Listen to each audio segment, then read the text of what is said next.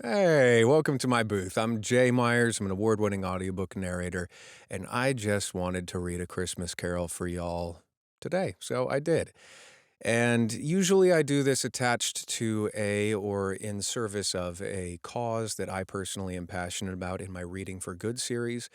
But I figured in the spirit of this book and Scrooge that I would let you decide how best you wish to do that as the spirit and the season moves you. So I'll leave some links to some causes that I personally enjoy supporting and find their missions really powerful down below. And if you choose to check them out, please do if you enjoy the book. Otherwise, happy holidays and enjoy the tale. Toodles.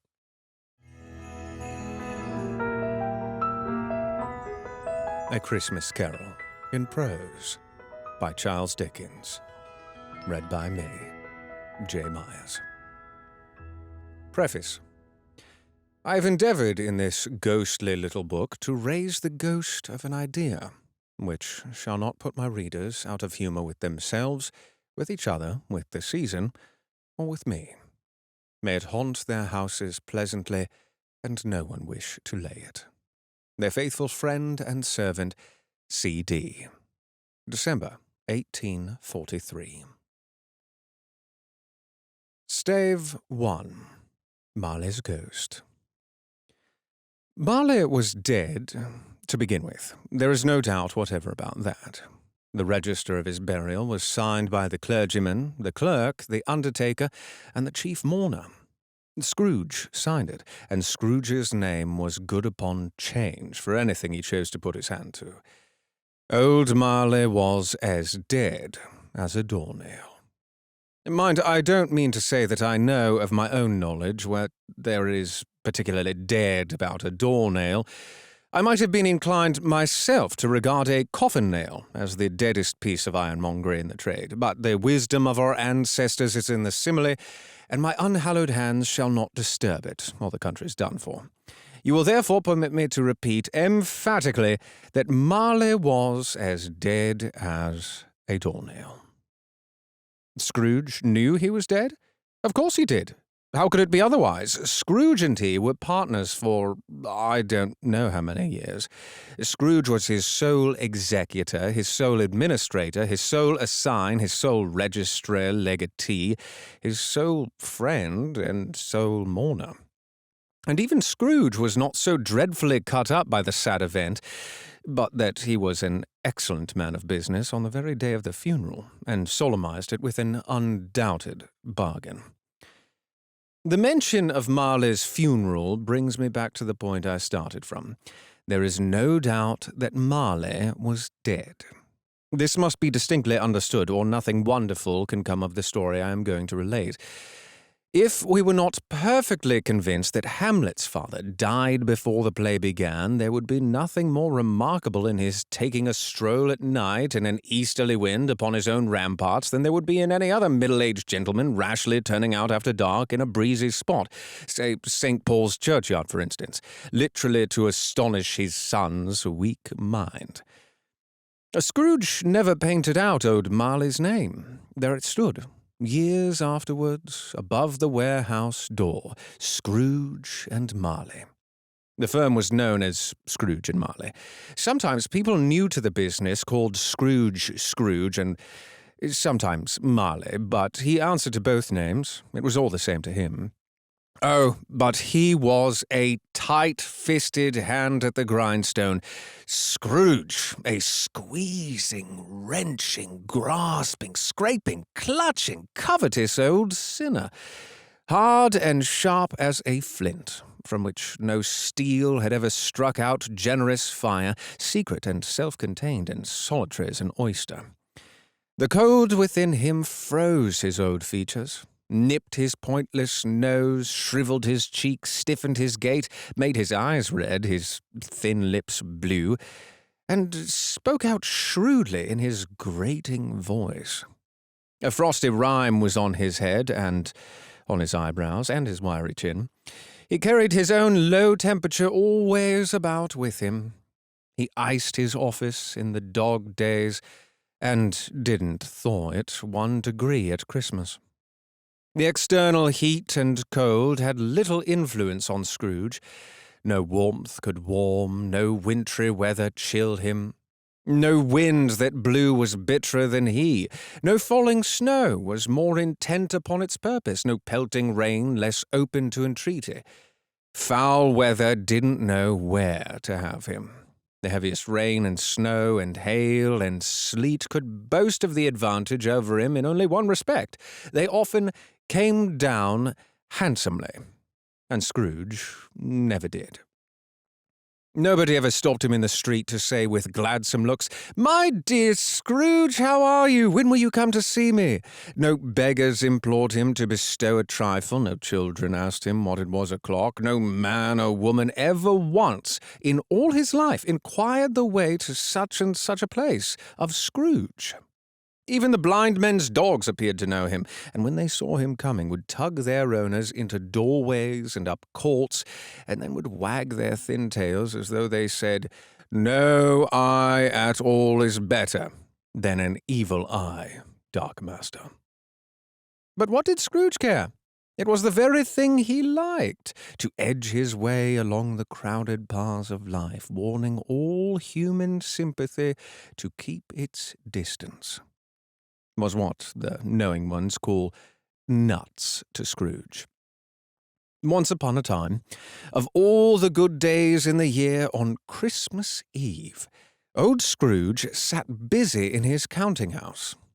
It was cold, bleak, biting weather, foggy withal, and he could hear the people in the court outside go wheezing up and down, beating their hands upon their breasts and stamping their feet upon the pavement stones to warm them. The city clocks had only just gone 3, but it was quite dark already. It had not been light all day, and candles were flaring in the windows of the neighbouring offices like ruddy smears upon the palpable brown air. The fog came pouring in at every chink and keyhole, and was so dense without that although the court was of the narrowest, the houses opposite were mere phantoms. To see the dingy cloud come drooping down, obscuring everything, one might have thought that nature lived hard by, and was brewing on a large scale. The door of Scrooge's counting-house was open, that he might keep his eye upon his clerk, who, in a dismal little cell beyond, a sort of tank, was copying letters. Scrooge had a very small fire, but the clerk's fire was so very much smaller that it looked like one coal. But he couldn't replenish it, for Scrooge kept the coal-box in his own room, and so surely as the clerk came in with the shovel, the master predicted that it would be necessary for them to part. Wherefore the clerk put on his white comforter and tried to warm himself at the candle, in which effort, not being a man of strong imagination, he failed. "A Merry Christmas, Uncle! God save you!" cried a cheerful voice. It was the voice of Scrooge's nephew, who came upon him so quickly that this was the first intimation he had of his approach. "Bah!" said Scrooge. "Humbug!" He had so heated himself with rapid walking in the fog and frost, this nephew of Scrooge's, that he was all aglow. His face was ruddy and handsome, his eyes sparkled, and his breath smoked again. "Christmas a humbug, Uncle," said Scrooge's nephew. "You don't mean that, I'm sure." "I do," said Scrooge. "Merry Christmas! What right have you to be merry? What reason have you to be merry? You're poor enough." "Come, then," returned the nephew gaily. "What right have you to be dismal? What reason have you to be morose? You're rich enough." Scrooge had no better answer ready on the spur of the moment, said, "Bah!" again, and followed it up with, "Humbug!" "Don't be cross, Uncle," said the nephew. "What else can I be?" returned the uncle, "when I live in such a world of fools as this? Merry Christmas, out upon Merry Christmas. What's Christmas time to you but a time for paying bills without money, a time for finding yourself a year older but not an hour richer, a time for balancing your books and having every item in 'em through around a dozen of months presented dead against you? If I could work my will, said Scrooge indignantly. Every idiot who goes about with Merry Christmas on his lips should be boiled with his own pudding, and buried with a stake of holly through his heart, he should. Uncle, pleaded the nephew. Nephew, returned the uncle sternly, keep Christmas in your own way, and let me keep it in mine. Keep it? Repeated Scrooge's nephew. But you don't keep it. Let me leave it alone, then, said Scrooge. Much good may it do you? Much good it has ever done you. There are many things which I might have derived good, by which I have not profited, I dare say, returned the nephew. Christmas among the rest, but I am sure I have always thought of Christmas time, when it has come round, apart from the veneration due to its sacred name and origin, if anything belonging to it can be apart from that, as a good time. A kind, forgiving, charitable, pleasant time, the only time I know of in the long calendar of the year when men and women seem by one consent to open their shut-up hearts freely and to think of people below them as if they really were fellow passengers to the grave, and not another race of creatures bound on other journeys. And therefore, uncle, though it has never put a scrap of gold or silver in my pocket, I believe that it has done me good, and will do me good, and I say, God bless it. The clerk in the tank involuntarily applauded. Becoming immediately sensible of the impropriety, he poked the fire and extinguished the last frail spark forever. Let me hear another sound from you, said Scrooge, and you'll keep your Christmas by losing your situation. You're quite a powerful speaker, sir, he added, turning to his nephew. I wonder if you don't go to Parliament. Don't be angry, uncle. Come, dine with us tomorrow. Scrooge said he would see him. Yes, indeed he did. He went the whole length of the expression, and said that he would see him in that extremity first. But why? Cried Scrooge's nephew. Why? Why did you get married? Said Scrooge. Because I fell in love. Well, because you fell in love, growled Scrooge, as if it were the only one thing in the world more ridiculous than a Merry Christmas. Good afternoon. Nay, uncle, but you never came to see me before that happened. Why give it as a reason for not coming now? Good afternoon, said Scrooge. I want nothing from you. I ask nothing of you. Why cannot we be friends? Good afternoon, said Scrooge. I am sorry, with all my heart, to find you so resolute. We have never had any quarrel to which I have been a party, but I have made the trial in homage to Christmas, and I'll keep my Christmas humour to the last. So, a Merry Christmas, uncle. Good afternoon, said Scrooge. And a Happy New Year. Good afternoon, said Scrooge. His nephew left the room without an angry word, notwithstanding. He stopped at the outer door to bestow the greetings of the season on the clerk, who, cold as he was warmer than Scrooge, for he returned them cordially. There's another fellow, muttered Scrooge, who overheard him. My clerk with 15 shillings a week, and a wife and a family talking about a Merry Christmas. I'll retire to Bedlam. This lunatic, in letting Scrooge's nephew out, had let 2 other people in. They were portly gentlemen, pleasant to behold, and now stood with their hats off in Scrooge's office. They had books and papers in their hands, and bowed to him. Scrooge and Marley's, I believe, said one of the gentlemen, referring to his list. Have I the pleasure of addressing Mr. Scrooge or Mr. Marley? Mr. Marley has been dead these 7 years, Scrooge replied. "He died 7 years ago this very night." "We have no doubt his liberality is well represented by his surviving partner," said the gentleman, presenting his credentials. It certainly was, for they had been two kindred spirits. At the ominous word liberality, Scrooge frowned and shook his head and handed the credentials back. "At this festive season of the year, Mr. Scrooge," said the gentleman, taking up a pen, "it is more than usually desirable that we should make some slight provision for the poor and destitute, who suffer greatly at the present time. Many thousands are in want of common necessaries. Hundreds of thousands are in want of common comforts, sir." "Are there no prisons?" asked Scrooge. "Plenty of prisons," said the gentleman, laying down the pen again. "And the union workhouses?" demanded Scrooge. "Are they still in operation?" "They are, still," returned the gentleman. "I wish I could say they were not." "The treadmill and the poor law are in full vigour, then?" said Scrooge. "Both very busy, sir." "Oh, I was afraid from what you said at first that something had occurred to stop them in their useful course," said Scrooge. "I'm very glad to hear it."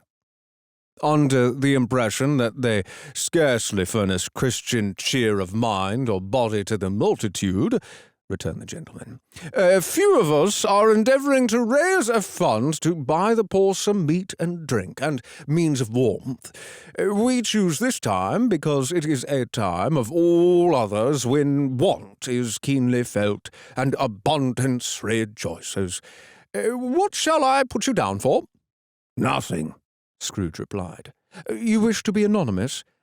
"I wish to be left alone," said Scrooge.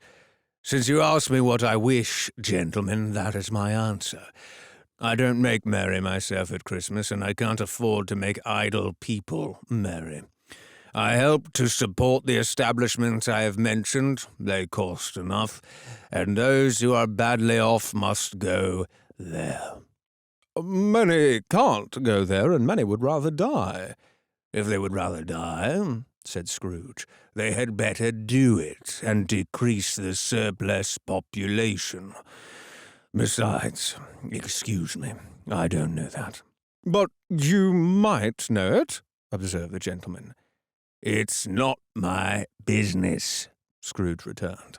"It's enough for a man to understand his own business and not interfere with other people's. Mine occupies me constantly. Good afternoon, gentlemen." Seeing clearly that it would be useless to pursue their point, the gentleman withdrew. Scrooge resumed his labours with an improved opinion of himself, and in a more facetious temper than was usual with him. Meanwhile, the fog and darkness thickened so that people ran about with flaring links, proffering their services to go before the horses in carriages and conduct them on their way.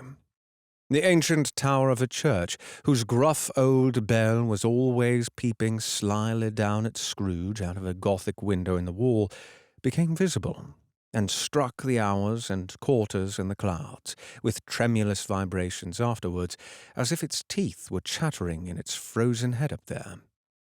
The cold became intense.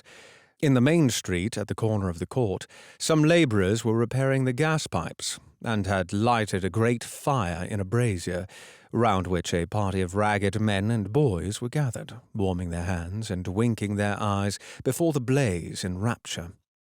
The water plug, being left in solitude, its overflowing sullenly congealed and turned to a misanthropic ice. The brightness of the shops, where holly sprigs and berries crackled in the lamp heat of the windows, made pale faces ruddy as they passed. Poulterers' and grocers' trades became a splendid joke, a glorious pageant with which it was next to impossible to believe that such dull principles as a bargain and sale had anything to do. The Lord Mayor, in the stronghold of the mighty mansion house, gave orders to his 50 cooks and butlers to keep Christmas as a Lord Mayor's household should, and even the little tailor, whom he had fined 5 shillings on the previous Monday for being drunk and bloodthirsty in the streets, stirred up tomorrow's pudding in his garret. while his lean wife and the baby sallied out to buy the beef. Foggier yet and colder, piercing, searching, biting cold. If the good Saint Dunstan had but nipped the evil spirit's nose with a touch of such weather as that, instead of using his familiar weapons, then indeed he would have roared to lusty purpose. The owner of one scant young nose, gnawed and mumbled by the hungry cold as bones are gnawed by dogs, stooped down at Scrooge's keyhole to regale himself with a Christmas carol, but at the first sound of "God bless you, merry gentlemen, may nothing you dismay," Scrooge seized the ruler with such energy of action that the singer fled in terror, leaving the keyhole to the fog and even more congenial frost. At length the hour of shutting up the counting-house arrived. With an ill will, Scrooge dismounted from his stool and tacitly admitted the fact to the expectant clerk in the tank, who instantly snuffed his candle out and put on his hat. "You'll want all day tomorrow, I suppose," said Scrooge. "If quite convenient, sir." "It's not convenient," said Scrooge, "and it's not fair. If I was to stop half a crown for it, you'd think yourself ill-used, I'll be bound." The clerk smiled faintly. "And yet," said Scrooge, "you don't think me ill-used when I pay a day's wages for no work?" The clerk observed that it was only once a year. "A poor excuse for picking a man's pocket every 25th of December," said Scrooge, buttoning his great coat to the chin. "But I suppose you must have the whole day. Be here all the earlier next morning." The clerk promised that he would, and Scrooge walked out with a growl. The office was closed in a twinkling, and the clerk, with the long ends of his white comforter dangling below his waist, for he boasted no great coat, went down a slide on Cornhill at the end of the Lane of Boys 20 times, in honour of its being Christmas Eve, then ran home to Cadentown as hard as he could pelt, to play at blind man's bluff. Scrooge took his melancholy dinner in his usual melancholy tavern, and having read all the newspapers and beguiled the rest of the evening with his banker's book, went home to bed. He lived in chambers which had once belonged to his deceased partner. They were a gloomy suite of rooms in a lowering pile of building up a yard, where it had so little business to be that one could scarcely help fancying it must have run there when it was a young house, playing at hide-and-seek with other houses, and forgotten the way out again. It was old enough now, and dreary enough, for nobody lived in it but Scrooge, the other rooms being all let out as offices. The yard was so dark that even Scrooge, who knew its every stone, was fain to grope with his hands. The fog and frost so hung about the black old gateway of the house that it seemed as if the genius of the weather sat in mournful meditation on the threshold. Now, it is a fact that there was nothing at all particular about the knocker on the door, except that it was very large. It is also a fact that Scrooge had seen it night and morning during his whole residence in that place. Also that Scrooge had as little of what is called fancy about him as any man in the city of London, even including, which is a bold word, the corporation, alderman, and livery. Let it also be borne in mind that Scrooge had not bestowed one thought on Marley since his last mention of his 7 years dead partner that afternoon. And then, let any man explain to me, if he can, how it happened that Scrooge, having his key in the lock of the door, saw in the knocker, without his undergoing any intermediate process of change, not a knocker, but Marley's face. Marley's face. It was not an impenetrable shadow as the other objects in the yard were, but had a dismal light about it, like a bad lobster in a dark cellar. It was not angry or ferocious, but looked at Scrooge as Marley used to look, with ghostly spectacles turned up on its ghostly forehead. The hair was curiously stirred, as if by breath or hot air, and though the eyes were wide open, they were perfectly motionless. That and its livid colour made it horrible, but its horror seemed to be in spite of the face and beyond its control rather than a part of its own expression. As Scrooge looked fixedly at this phenomenon, it was a knocker again. To say that he was not startled, or that his blood was not conscious of a terrible sensation to which it had been a stranger from infancy, would be untrue. But he put his hand upon the key he had relinquished, turned it steadily, walked in, and lighted his candle. He did pause, with a moment's irresolution, before he shut the door, and he did look cautiously behind it first, as if he half expected to be terrified with the sight of Marley's pigtails sticking out into the hall. But there was nothing on the back of the door except the screws and nuts that held the knocker on. So he said, "Bah," and closed it with a bang. The sound resounded through the house like thunder. Every room above and every cask in the wine merchant's cellars below appeared to have a separate peal of echoes of its own. Scrooge was not a man to be frightened by echoes. He fastened the door and walked across the hall and up the stairs, slowly, too, trimming his candle as he went. You may talk vaguely about driving a coach and six up a good flight of stairs or through a bad young Act of Parliament, but I mean to say you might have got a hearse up that staircase, and taken it broadwise, with the splinter bar towards the wall and the door towards the balustrades, and done it easy. There was plenty of width for that, and room to spare, which is perhaps the reason why Scrooge thought he saw a locomotive hearse going on before him in the gloom. Half a dozen gas lamps out on the street wouldn't have lighted the entry too well, so you may suppose that it was pretty dark with Scrooge's dip. Up Scrooge went, not caring a button for that. Darkness is cheap, and Scrooge liked it. But before he shut his heavy door, he walked through his rooms to see that all was right. He had just enough recollection of the face to desire to do that. Sitting room, bedroom, lumber room, all as they should be. Nobody under the table, nobody under the sofa, a small fire in the grate, spoon and basin ready, and the little saucepan of gruel, Scrooge had a cold in his head, upon the hob. Nobody under the bed, nobody in the closet, nobody in the dressing-gown, which was hanging up in a suspicious attitude against the wall. Lumber room, as usual, old fireguard, old shoes, 2 fish baskets, washing-stand on 3 legs, and a poker. Quite satisfied, he closed his door and locked himself in, double-locked himself in, which was not his custom.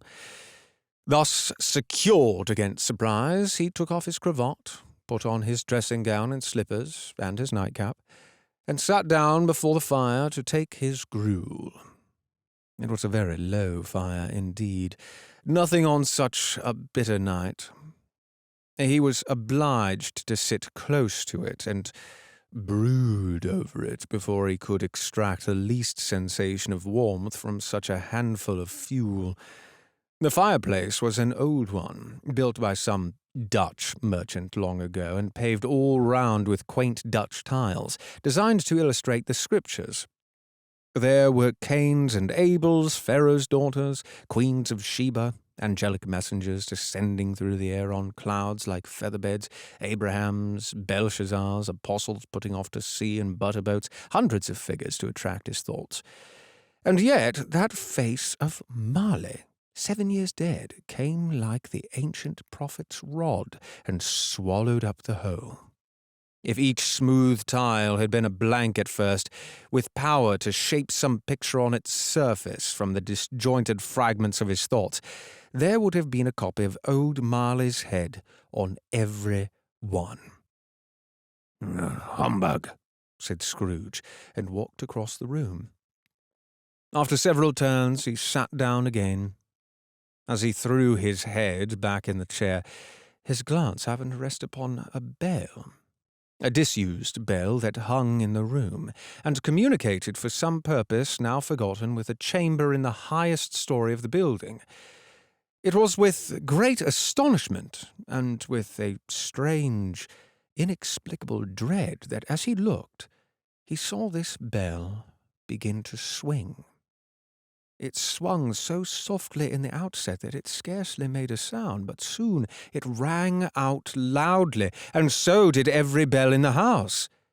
This might have lasted half a minute or a minute, but it seemed an hour. The bells ceased as they had begun, together. They were succeeded by a clanking noise deep down below, as if some person were dragging a heavy chain over the casks in the wine merchant's cellar. Scrooge then remembered to have heard that ghosts in haunted houses were described as dragging chains. The cellar door flew open with a booming sound, and then he heard the noise much louder on the floors below, then coming up the stairs, then coming straight towards his door. "It's humbug still," said Scrooge. "I won't believe it."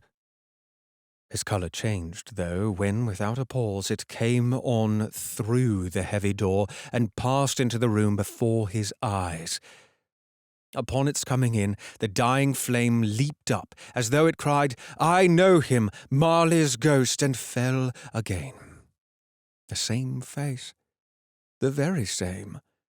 Marley in his pigtail, usual waistcoat, tights and boots, the tassels on the latter bristling like his pigtail, and his coat skirts, and the hair upon his head. The chain he drew was clasped about his middle. It was long and wound about him like a tail, and it was made, for Scrooge observed it closely, of cash-boxes, keys, padlocks, ledgers, deeds, and heavy purses wrought in steel. His body was transparent, so that Scrooge, observing him and looking through his waistcoat, could see the 2 buttons on his coat behind. Scrooge had often heard it said that Marley had no bowels, but he had never believed it until now. No, nor did he believe it even now.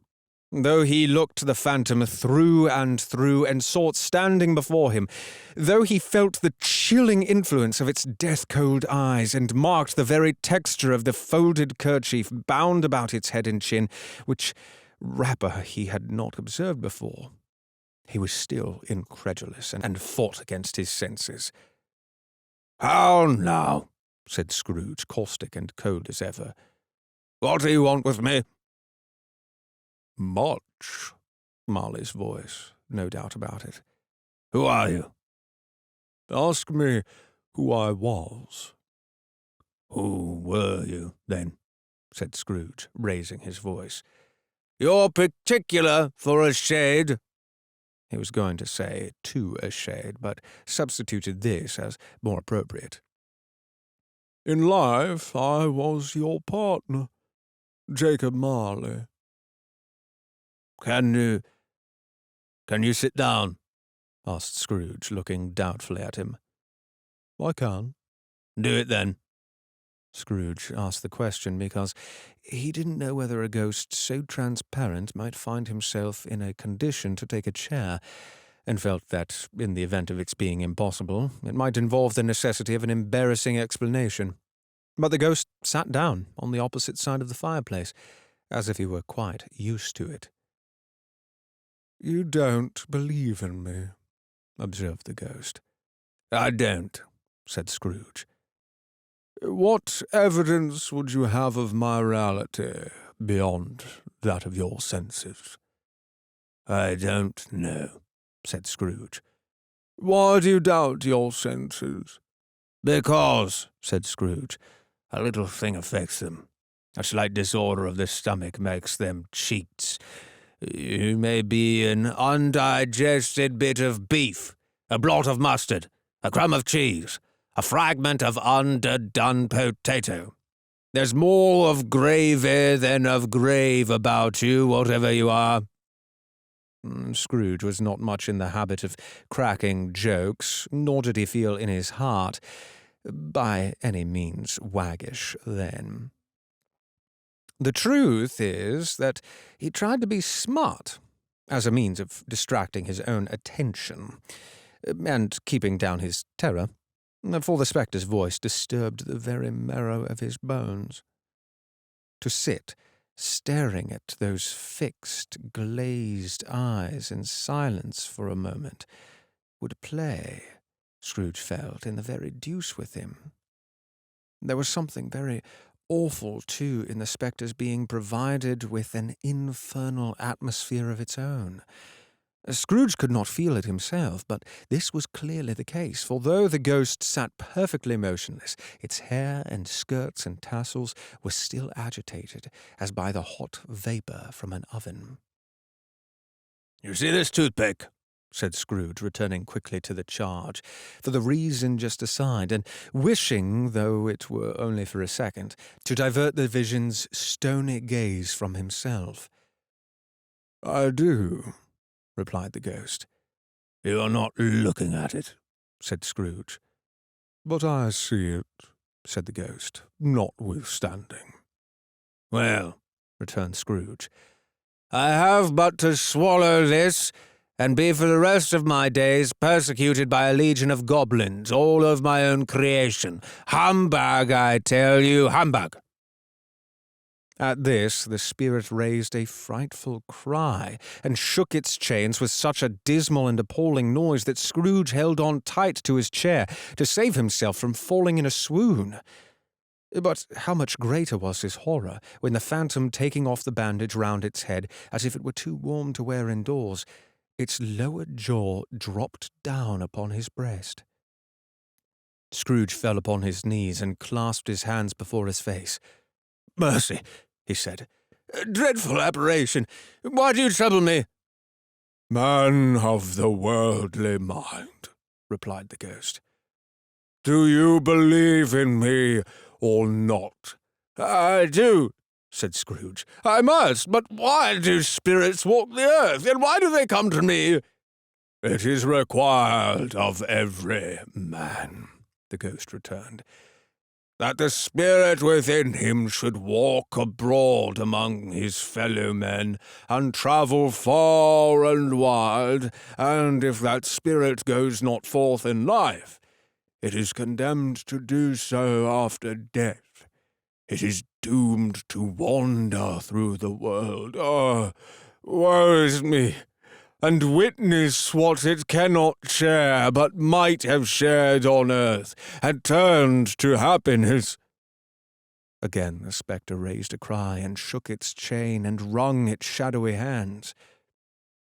"You are fettered," said Scrooge, trembling. "Tell me why."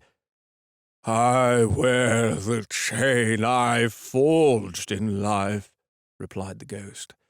"I made it, link by link, and yard by yard. I girded it on of my own free will, and of my own free will I wore it. Is its pattern strange to you?" Scrooge trembled more and more. "Or would you know," pursued the ghost, "the weight and length of the strong coil you bear yourself? It was full as heavy and as long as this 7 Christmas Eves ago. You have laboured on it since. It is a ponderous chain." Scrooge glanced about him on the floor, in the expectation of finding himself surrounded by some 50 or 60 fathoms of iron cable, but he could see nothing. "Jacob," he said imploringly, "old Jacob Marley, tell me more. Speak comfort to me, Jacob." "I have none to give," the ghost replied. "It comes from other regions, Ebenezer Scrooge, and is conveyed by other ministers to other kinds of men. Nor can I tell you what I would. A very little more is all permitted to me. I cannot rest, I cannot stay, I cannot linger anywhere. My spirit never walked behind our counting-house, mark me. In life, my spirit never roved beyond the narrow limits of our money-changing hole, and weary journeys lie before me. It was a habit with Scrooge, whenever he became thoughtful, to put his hands in his breeches pockets, pondering on what the ghost had said. He did so now, but without lifting his eyes or getting off his knees. "You must have been very slow about it, Jacob," Scrooge observed, in a business-like manner, though with humility and deference. "Slow," the ghost repeated.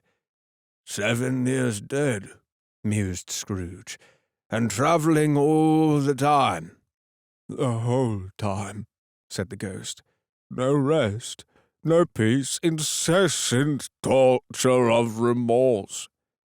"You travel fast," said Scrooge. "On the wings of the wind," replied the ghost. "You might have got over a great quantity of ground in 7 years," said Scrooge. The ghost, on hearing this, set up another cry, and clanked its chains so hideously in the dead silence of the night that the ward would have been justified in indicting it for a nuisance. "Oh, captive bound and double-ironed," cried the phantom, "not to know that the ages of incessant labour by mortal creatures for this earth must pass into eternity before the good of which it is susceptible is all developed. Not to know that any Christian spirit working kindly in its little sphere, whatever it may be, will find its mortal life too short for its vast means of usefulness. Not to know that no space of regret can make amends for one's life's opportunity misused. Yet such was I, such was I." "But you were always a good man of business, Jacob," faltered Scrooge, who now began to apply this to himself. "Business!" cried the ghost, wringing its hands again. "Mankind was my business. The common welfare was my business. Charity, mercy, forbearance, and benevolence were all my business. The dealings of my trade were but a drop of water in the comprehensive ocean of my business." It held up its chains at arm's length, as if that were the cause of all its unavailing grief, and flung it heavily upon the ground again. "At this time of the rolling year," the spectre said, "I suffer most. Why did I walk through crowds of fellow beings with my eyes turned down, and never raise them to that blessed star which led the wise men to a poor abode? Were there no poor homes to which its light would have conducted me?" Scrooge was very much dismayed to hear the spectre going on at this rate, and began to quake exceedingly. "Hear me," cried the ghost. "My time is nearly gone." "I will," said Scrooge. "But don't be hard upon me. Don't be flowery, Jacob, pray." "How is it that I appear before you in a shape that you can see I may not tell? I have sat invisible beside you many and many a day." It was not an agreeable idea. Scrooge shivered and wiped the perspiration from his brow. "That is no light part of my penance," perused the ghost. "I am here tonight to warn you that you have yet a chance and hope of escaping my fate, a chance and hope of my procuring Ebenezer." "You were always a good friend to me," said Scrooge. "Thank ye." "You will be haunted," resumed the ghost, "by 3 spirits." Scrooge's countenance fell almost as low as the ghost's had done. "Is that the change and hope you mentioned, Jacob?" he demanded in a faltering voice. "It is." I think I'd rather not, said Scrooge. Without their visits, said the ghost, you cannot hope to shun the path I tread. Expect the first tomorrow, when the bell tolls 1. Couldn't I take 'em all at once and have it over, Jacob? Hinted Scrooge. Expect the second on the next night at the same hour. The third upon the next night, when this last stroke of 12 has ceased to vibrate. Look to see me no more, and look that, for your own sake, you remember what has passed between us. When it had said these words, the spectre took its wrapper from the table and bound it round its head as before. Scrooge knew this by the smart sound its teeth made when the jaws were brought together by the bandage. He ventured to raise his eyes again, and found his supernatural visitor confronting him in an erect attitude, with its chain wound over and about its arm.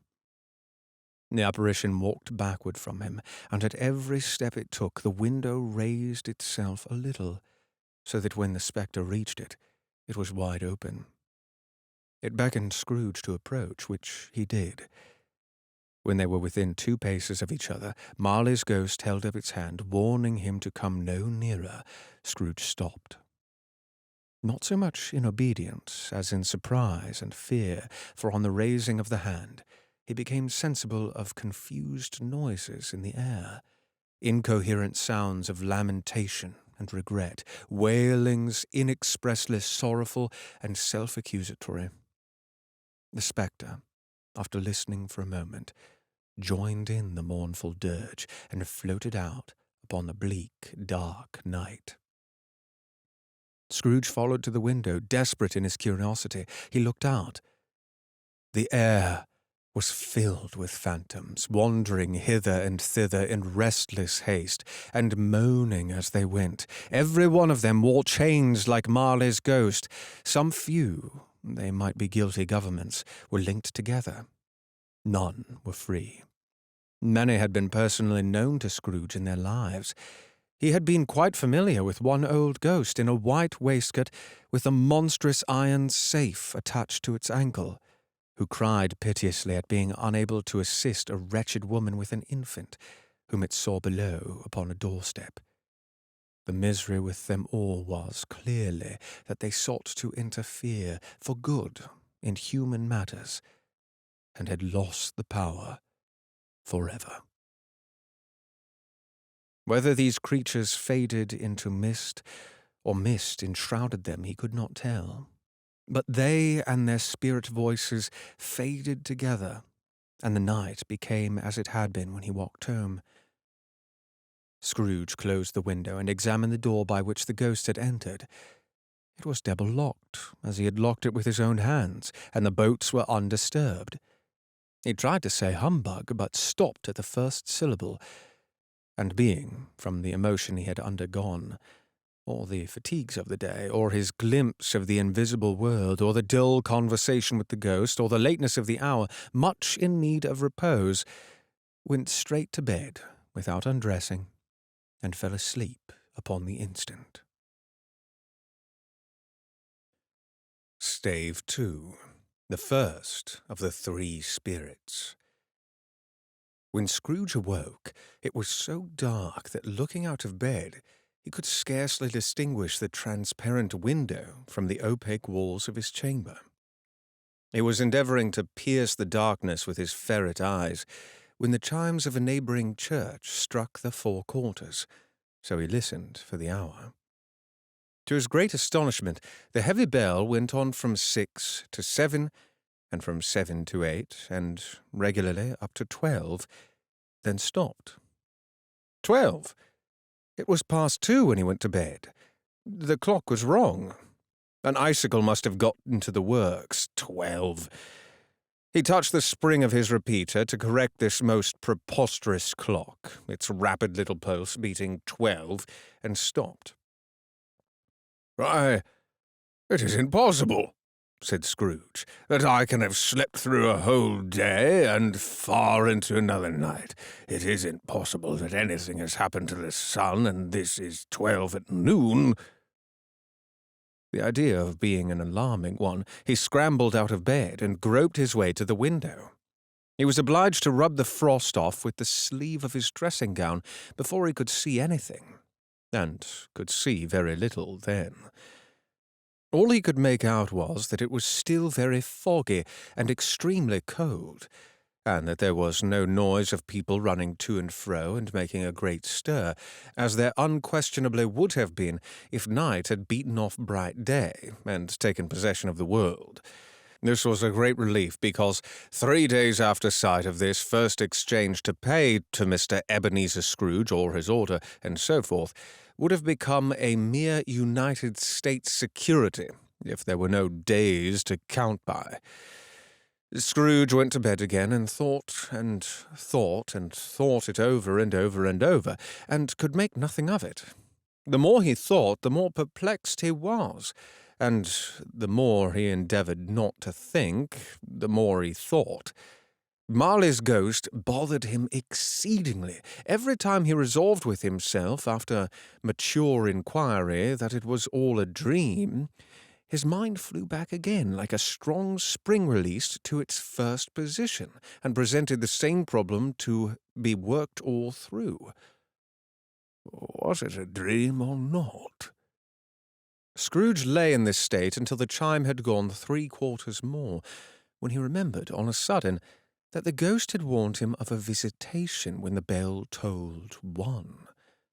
He resolved to lie awake until the hour was past, and, considering he could no more go to sleep than go to heaven, this was perhaps the wisest resolution in his power. The quarter was so long that he was more than once convinced that he must have sunk into a doze unconsciously and missed the clock.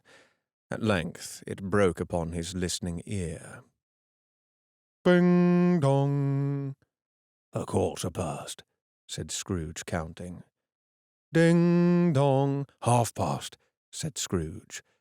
"Ding dong." "A quarter to it," said Scrooge. "Ding dong." "The hour itself," said Scrooge triumphantly. "And nothing else." He spoke before the hour bell sounded, which it now did with a deep, dull, hollow, melancholy 1. Light flashed up in the room upon the instant, and the curtains of his bed were drawn. The curtains of his bed were drawn aside, I tell you, by a hand. Not the curtains at his feet, not the curtains at his back, but those to which his face was addressed. The curtains of his bed were drawn aside, and Scrooge, starting up into a half-recumbent attitude, found himself face to face with the unearthly visitor who drew them, as close to it as I am now to you, and I am standing in the spirit at your elbow. It was a strange figure, like a child, yet not so like a child as like an old man, viewed through some supernatural medium, which gave him the appearance of having receded from view and being diminished to a child's proportions. Its hair, which hung about its neck and down its back, was white as if with age. And yet the face had not a wrinkle in it, and the tenderest bloom was on the skin. The arms were very long and muscular, the hands the same, as if its hold were of uncommon strength. Its legs and feet, most delicately formed, were, like those upper members, bare. It bore a tunic of the purest white, and round its waist was bound a lustrous belt, the sheen of which was beautiful. It held a branch of fine green holly in its hand, and, in singular contradiction of that wintry emblem, had its dress trimmed with summer flowers. But the strangest thing about it was that from the crown of its head there sprung a bright, clear jet of light, by which all this was visible, and which was doubtless the occasion of its using, in its duller moments, a great extinguisher for a cap, which it now held under its arm. Even this, though, when Scrooge looked at it with increasing steadiness, was not its strangest quality. For at its belt sparkled and glittered now in one part and now in another and what was light one instant at another time was dark, so the figure itself fluctuated in its distinctness, being now a thing with one arm, now with one leg, now with 20 legs, now with a pair of legs without a head, now a head without a body, of which dissolving parts no outline would be visible in the dense gloom wherein they melted away. And in the very wonder of this, it would be itself again, distinct and clear as ever. "Are you the spirit, sir, whose coming was foretold to me?" asked Scrooge. "I am." The voice was soft and gentle, singularly low, as if instead of being so close beside him, it were at a distance. "Who and what are you?" Scrooge demanded. "I am the ghost of Christmas past." "Long past?" inquired Scrooge, observant of its dwarfish stature. "No, your past." Perhaps Scrooge could not have told anybody why, if anybody could have asked him, but he had a special desire to see the spirit in his cap, and begged him to be covered. "What?" exclaimed the ghost. "Would you so soon put out with worldly hands the light I give? Is it not enough that you are one of those whose passions made this cap, and forced me through whole trains of years to wear it low upon my brow?" Scrooge reverently disclaimed all intention to offend or any knowledge of having wilfully bonneted the spirit at any period of his life. He then made bold to inquire what business brought him here. "Your welfare," said the ghost. Scrooge expressed himself much obliged, but could not help thinking that a night of unbroken rest would have been more conducive to that end.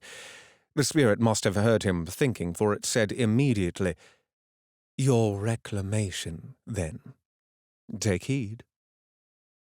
It put out its strong hand as it spoke, and clasped him gently by the arm. "Rise, and walk with me." It would have been in vain for Scrooge to plead that the weather and the hour were not adapted to pedestrian purposes. That bed was warm, and the thermometer was a long way below freezing, that he was clad but lightly in his slippers, dressing-gown, and nightcap, and that he had a cold upon him at that time. The grasp, though gentle as a woman's hand, was not to be resisted. He rose, but finding that the spirit made towards the window, clasped his robe in supplication. "I am a mortal," Scrooge remonstrated, "and liable to fall." "Bear but a touch of my hand, there," said the spirit, laying it upon his heart, "and you shall be upheld in more than this." As the words were spoken, they passed through the wall, and stood upon an open country road, with fields on either hand. The city had entirely vanished. Not a vestige of it was to be seen. The darkness and the mist had vanished with it, for it was a clear, cold winter day with snow upon the ground. "Good heaven!" said Scrooge, clasping his hands together as he looked about him. "I was bred in this place. I was a boy here." The spirit gazed upon him mildly. Its gentle touch, though it had been light and instantaneous, appeared still present to the old man's sense of feeling. He was conscious of 1,000 odors floating in the air, each one connected with 1,000 thoughts and hopes and joys and cares long, long forgotten. "Your lip is trembling," said the ghost. "And what is that upon your cheek?" Scrooge muttered with an unusual catching in his voice that it was a pimple, and begged the ghost to lead him where he would. "You recollect the way?" inquired the spirit. "Remember it!" cried Scrooge with fervour. "I could walk it blindfolded." "Strange to have forgotten it for so many years," observed the ghost. "Let us go on." They walked along the road, Scrooge recognizing every gate and post and tree. until a little market town appeared in the distance, with its bridge, its church, and winding river. Some shaggy ponies now were seen trotting towards them, with boys upon their backs, who called to other boys in country gigs and carts, driven by farmers. All these boys were in great spirits, and shouted to each other until the broad fields were so full of merry music that the crisp air laughed to hear it. "These are but shadows of things that have been," said the ghost. "They have no consciousness of us." The jocund travellers came on, and as they came, Scrooge knew and named them every one. Why, he was rejoiced beyond all bounds to see them. Why did this cold eye glisten and his heart leap up as they went past? Why was he filled with a gladness when he heard them giving each other Merry Christmas as they parted at crossroads and byways for their several homes? What was Merry Christmas to Scrooge? Out upon Merry Christmas! What good had it ever done to him? "The school is not quite deserted," said the ghost. "A solitary child, neglected by his friends, is left there still." Scrooge said he knew it, and he sobbed. They left the high road by a well-remembered lane, and soon approached a mansion of dull red brick with a little weathercock-surmounted cupola on the roof, and a bell hanging in it. It was a large house, but one of broken fortunes, for the spacious offices were little used, their walls were damp and mossy, their windows broken, and their gates decayed. Fowls clucked and strutted in the stables, and the coach-houses and sheds were overrun with grass. Nor was it more retentive of its ancient state within, for entering the dreary hall and glancing through the open doors of many rooms, they found them poorly furnished, cold and vast. There was an earthly savour in the air, a chilly bareness in the place, which associated itself somehow with too much getting up by candlelight, and not too much to eat. They went, the ghost and Scrooge, across the hall to a door at the back of the house. It opened before them, and disclosed a long, bare, melancholy room, made barer still by lines of plain deal forms and desks. At one of these a lonely boy was reading near a feeble fire, and Scrooge sat down upon a form and wept to see his poor forgotten self as he used to be. Not a latent echo in the house, not a squeak and scuffle from the mice behind the panelling, not a drip from the half-thawed waterspout in the dull yard behind, not a sigh among the leafless boughs of one despondent poplar, not the idle swinging of an empty storehouse door, no, not a clicking in the fire, but fell upon the heart of Scrooge with a softening influence, and gave a freer passage to his tears. The spirit touched him on the arm and pointed to his younger self, intent upon his reading. Suddenly a man, in foreign garments, wonderfully real and distinct to look at, stood outside the window, with an axe stuck in his belt, and leading by the bridle an ass laden with wood. "Why, it's Ali Baba!" Scrooge exclaimed in ecstasy. "It's dear old honest Ali Baba. Yes, I know. One Christmas time, when yonder solitary child was left here all alone, he did come. For the first time, just like that. Poor boy. And Valentine," said Scrooge, "and his wild brother Orson. There they go. And what's his name? Who was put down in his drawers asleep at the gate of Damascus. Don't you see him? And the Sultan's groom turned upside down by the guinea. There he is upon his head. Oh, serve him right. I'm glad of it. What business had he to be married to the princess?" To hear Scrooge expending all the earnestness of his nature on such subjects in a most extraordinary voice between laughing and crying, and to see his heightened and excited face, would have been a surprise to his business friends in the city indeed. "Oh, there's the parrot!" cried Scrooge. "Green body and yellow tail, with a thing like a lettuce growing out of the top of his head. There he is! Oh, poor old Robinson Crusoe, he called him. When he came home again and again after sailing round the island, poor Robinson Crusoe, where have you been, Robinson Crusoe? The man thought he was dreaming, but he wasn't. It was the parrot, you know. There goes Friday running for his life to the little creek. Hello, hop, hello!" Then, with a rapidity of transition very foreign to his usual character, he said in pity for his solemn self, "Poor boy," and cried again. "I wish," Scrooge muttered, putting his hand in his pocket and looking about him after drying his eyes with his cuff, "but it's too late now." "What is the matter?" asked the spirit. "Nothing," said Scrooge, "nothing. There was a boy singing a Christmas carol at my door last night. I should like to have given him something, that's all." The ghost smiled thoughtfully and waved its hand, saying as it did so, "Let us see another Christmas."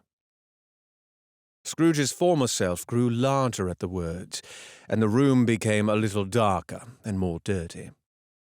The panels shrunk, the windows cracked, fragments of plaster fell out of the ceiling, and the naked lathes were shown instead. But how all this was brought about, Scrooge knew no more than you do. He only knew that it was quite correct, that everything had happened so, that there he was, alone again, when all the other boys had gone home for the jolly holidays. He was not reading now, but walking up and down despairingly. Scrooge looked at the ghost, and with a mournful shaking of his head glanced anxiously towards the door. It opened, and a little girl, much younger than the boy, came darting in, and putting her arms about his neck, and often kissing him, addressed him as, "Dear, dear brother." "I have come to bring you home, dear brother," said the girl, clapping her tiny hands and bending down to laugh. "To bring you home, home, home." "Home, little Fan," returned the boy.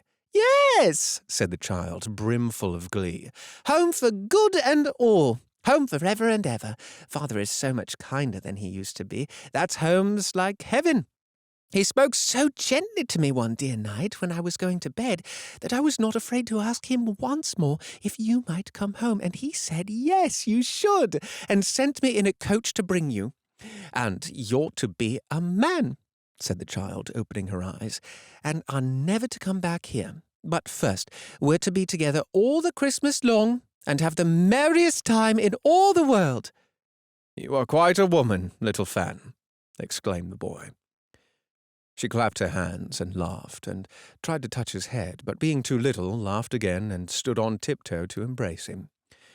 Then she began to drag him in her childish eagerness towards the door, and he, nothing loath to go, accompanied her. A terrible voice in the hall cried, "Bring down Master Scrooge's book, sir!" And in the hall appeared the schoolmaster himself, who glared on Master Scrooge with a ferocious condescension, and threw him into a dreadful state of mind by shaking hands with him.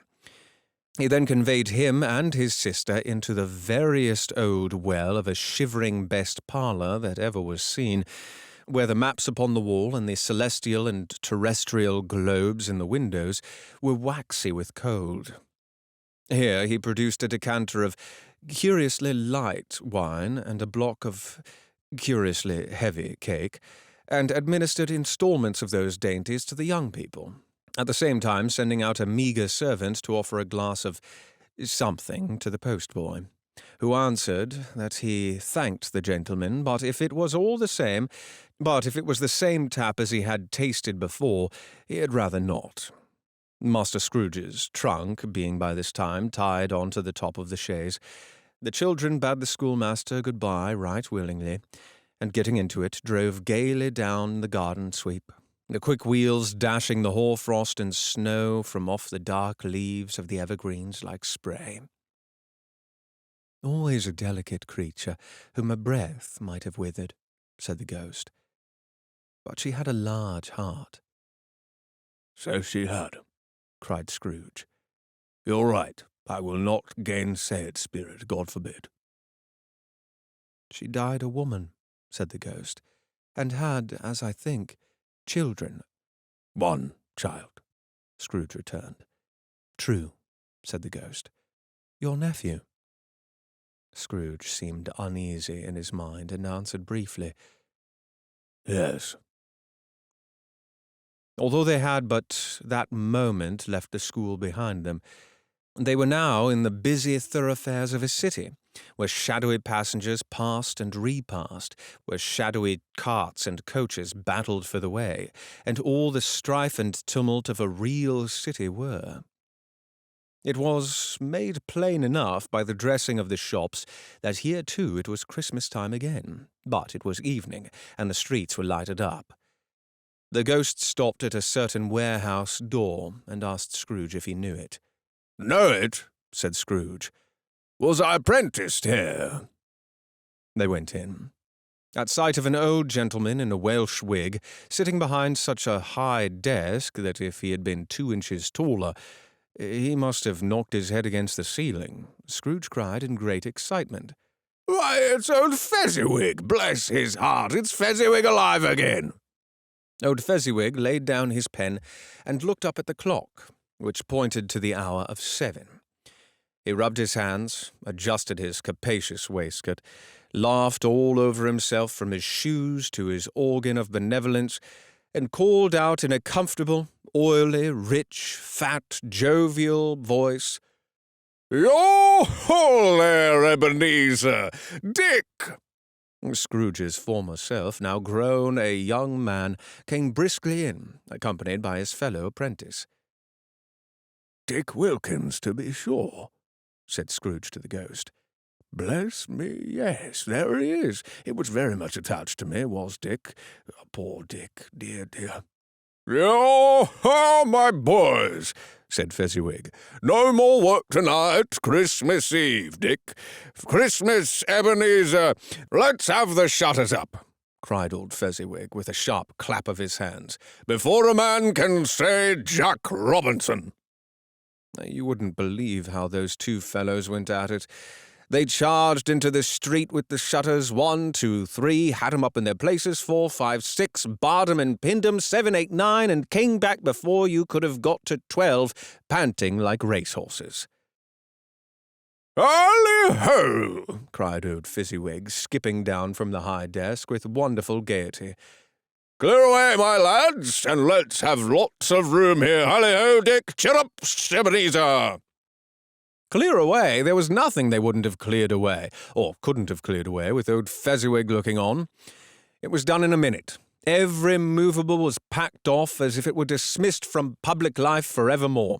The floor was swept and watered, the lamps were trimmed, fuel was heaped upon the fire, and the warehouse was as snug and warm and dry and bright as a ballroom, as you would desire to see upon a winter's night. In came a fiddler with a music book, and went up to the lofty desk and made an orchestra of it, and tuned like 50 stomach-aches. In came Mrs. Fezziwig, one vast substantial smile. In came the 3 Miss Fezziwigs, beaming and lovable. In came the 6 young followers whose hearts they broke. In came all the young men and women employed in the business. In came the housemaid with her cousin, the baker.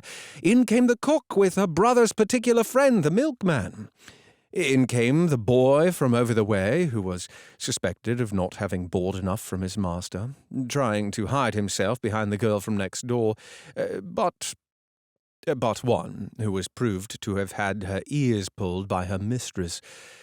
In they all came, one after another, some shyly, some boldly, some gracefully, some awkwardly, some pushing, some pulling. In they all came anyhow and everyhow. Away they all went, 20 couple at once, hands half round and back again the other way, down the middle and up again, round and round in various stages of affectionate grouping. Old top couple always turning up in the wrong place. New top couples starting off again as soon as they got there. All top couples at last, and not a bottom one to help them. When this result was brought about, old Fezziwig, clapping his hands to stop the dance, cried out, "Well done!" and the fiddler plunged his hot face into a pot of porter, especially provided for that purpose. But, scorning rest, upon his reappearance, he instantly began again, though there were no dancers yet, as if the other fiddler had been carried home exhausted on a shutter, and he were a brand-new man resolved to beat him out of sight or perish. There were more dances, and there were forfeits, and more dances, and there was cake, and there was negus, and there was a great piece of cold roast, and there was a great piece of cold boiled, and there were mince pies, and plenty of beer.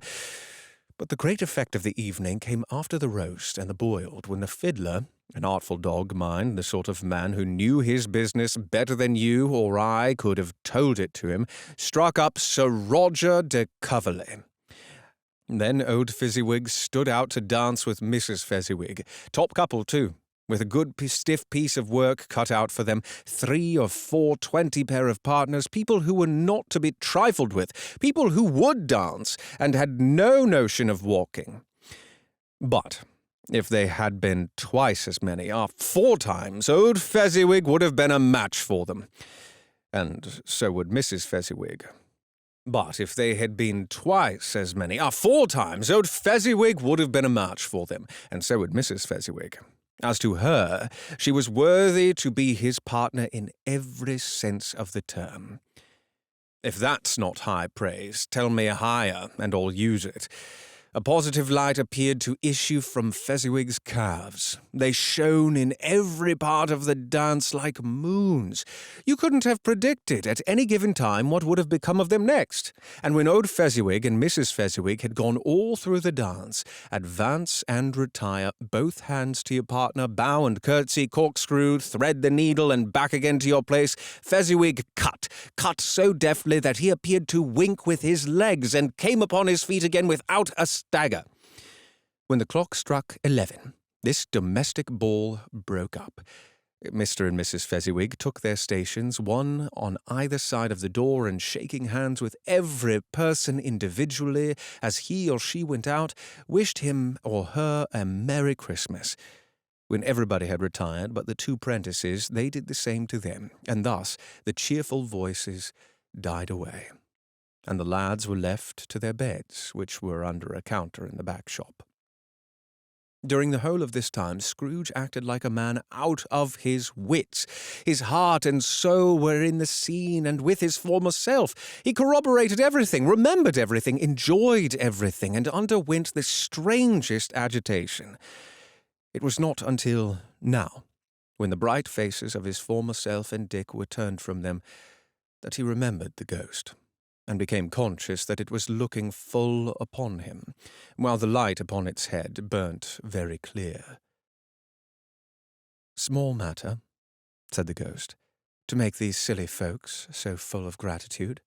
"Small?" echoed Scrooge. The spirit signed to him to listen to the 2 apprentices who were pouring out their hearts in praise of Fezziwig, and when he had done so, said, "Why is it not? He has spent but a few pounds of your mortal money, 3 or 4 perhaps. Is that so much that he deserves this praise?" "Oh, it isn't that," said Scrooge, heated by the remark, and speaking unconsciously like his former, not his latter self. "It isn't that, Spirit. He has the power to render us happy or unhappy, to make our service light or burdensome, a pleasure or a toil. Say that his power lies in words and looks, in things so slight and insignificant that it is impossible to add and count them up. What then? The happiness he gives is quite as great as if it cost a fortune." He felt the spirit's glance, and stopped. "What is the matter?" asked the ghost. "Nothing in particular," said Scrooge. "Something, I think," the ghost insisted. "No," said Scrooge. "No. I should like to be able to say a word or 2 to my clerk just now. That's all." His former self turned down the lamps as he gave utterance to the wish, and Scrooge and the ghost again stood side by side in the open air. My time grows short, observed the spirit. Quick. This was not addressed to Scrooge or to anyone whom he could see, but it produced an immediate effect. For again Scrooge saw himself. He was older now, a man in the prime of his life. His face had not the harsh and rigid lines of later years, but it had begun to wear the signs of care and avarice. There was an eager, greedy, restless motion in the eye, which showed the passion that had taken root, and where the shadow of the growing tree would fall. He was not alone, but sat by the side of a fair young girl in a mourning dress, in whose eyes there were tears which sparkled in the light that shone out of the ghost of Christmas past. "It matters little," she said softly.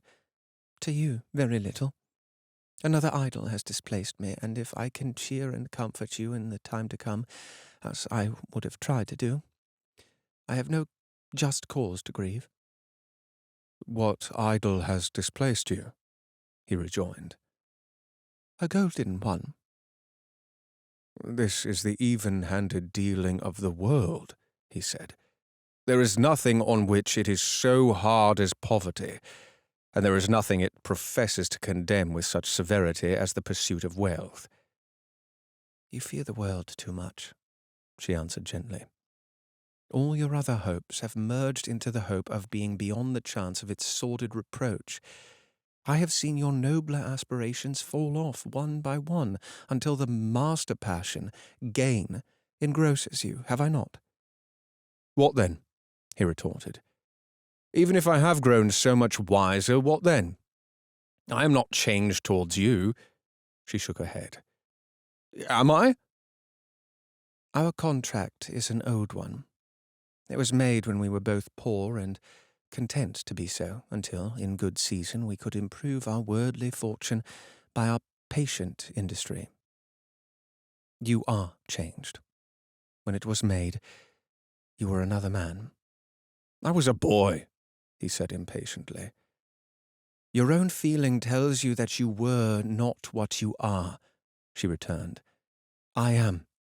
That which promised happiness when we were one heart is fraught with misery now that we are two. How often and how keenly I have thought of this, I will not say. It is enough that I have thought of it, and can release you." "Have I ever sought release?" "In words, no, never." "In what, then?" "In a changed nature, in an altered spirit, in another atmosphere of life, another hope as its great end. In everything that made my love of any worth or value in your sight. If this had never been between us," said the girl, looking mildly but with steadiness upon him, "tell me, would you seek me out and try to win me now?" "No." He seemed to yield to the justice of this supposition in spite of himself, but he said with struggle, "You think not?" "I would gladly think otherwise if I could," she answered. "Heaven knows, when I have learned a truth like this, I know how strong and irresistible it must be. But if you were free today, tomorrow, yesterday, can even I believe that you would choose a dowerless girl? You who, in your very confidence with her, weigh everything by gain, or choosing her if for a moment you are false enough to your one guiding principle to do so, do I not know that your repentance and regret would surely follow? I do. And I release you, with a full heart, for the love of him you once were." He was about to speak, but her head turned from him. She resumed. "You may. The memory of what is past half makes me hope you will have pain in this. A very, very brief time, and you will dismiss the recollection of it gladly as an unprofitable dream from which it happened well that you awoke. May you be happy in the life you have chosen." She left him, and they parted.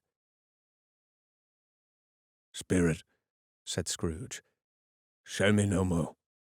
Conduct me home. Why do you delight to torture me?" "One shadow more," exclaimed the ghost. "No more!" cried Scrooge. "No more! I don't wish to see it! Show me no more!" But the relentless ghost pinioned him in both his arms and forced him to observe what happened next. They were in another scene and place. A room, not very large or handsome, but full of comfort. Near to the winter fire sat a beautiful young girl, so like that last that Scrooge believed it was the same until he saw her, now a comely matron, sitting opposite her daughter. The noise in this room was perfectly tumultuous, for there were more children there than Scrooge in his agitated state of mind could count. And, unlike this celebrated herd in the poem, they were not 40 children conducting themselves like one, but every child was conducting itself like 40. The consequences were uproarious beyond relief, but no one seemed to care. On the contrary, the mother and daughter laughed heartily and enjoyed it very much, and the latter, soon beginning to mingle in the sports, got pillaged by the young brigands most ruthlessly. What would I not have given to be one of them? No, I never could have been so rude, no. I wouldn't for the wealth of all the world have crushed that braided hair and torn it down, and for the precious little shoe I wouldn't have plucked it off. God bless my soul to save my life.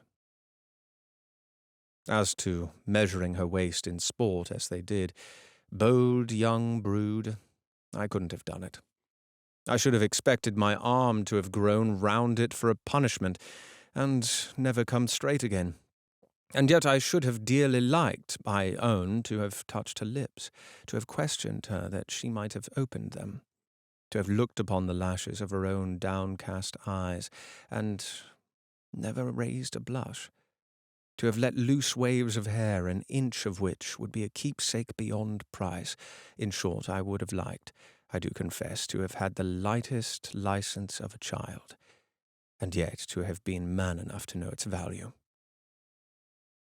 But now a knocking at the door was heard, and such a rush immediately ensued that she, with laughing face and plundered dress, was borne towards in the centre of a flushed and boisterous group, just in time to greet the father, who came home, attended by a man laden with Christmas toys and presents.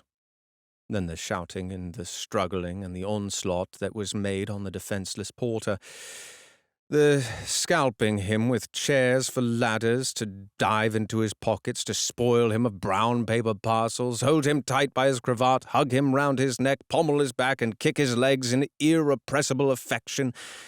The shouts of wonder and delight with which the development of every package was received. The terrible announcement that the baby had been taken in the act of putting a doll's frying pan into its mouth, and was more than suspected of having swallowed a fictitious turkey glued on a wooden platter. The immense relief of finding this false alarm.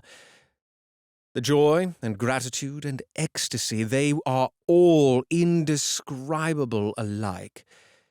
It is enough that by degrees the children and their emotions got out of the parlour, and by one stair at a time, up to the top of the house, where they went to bed, and so subsided.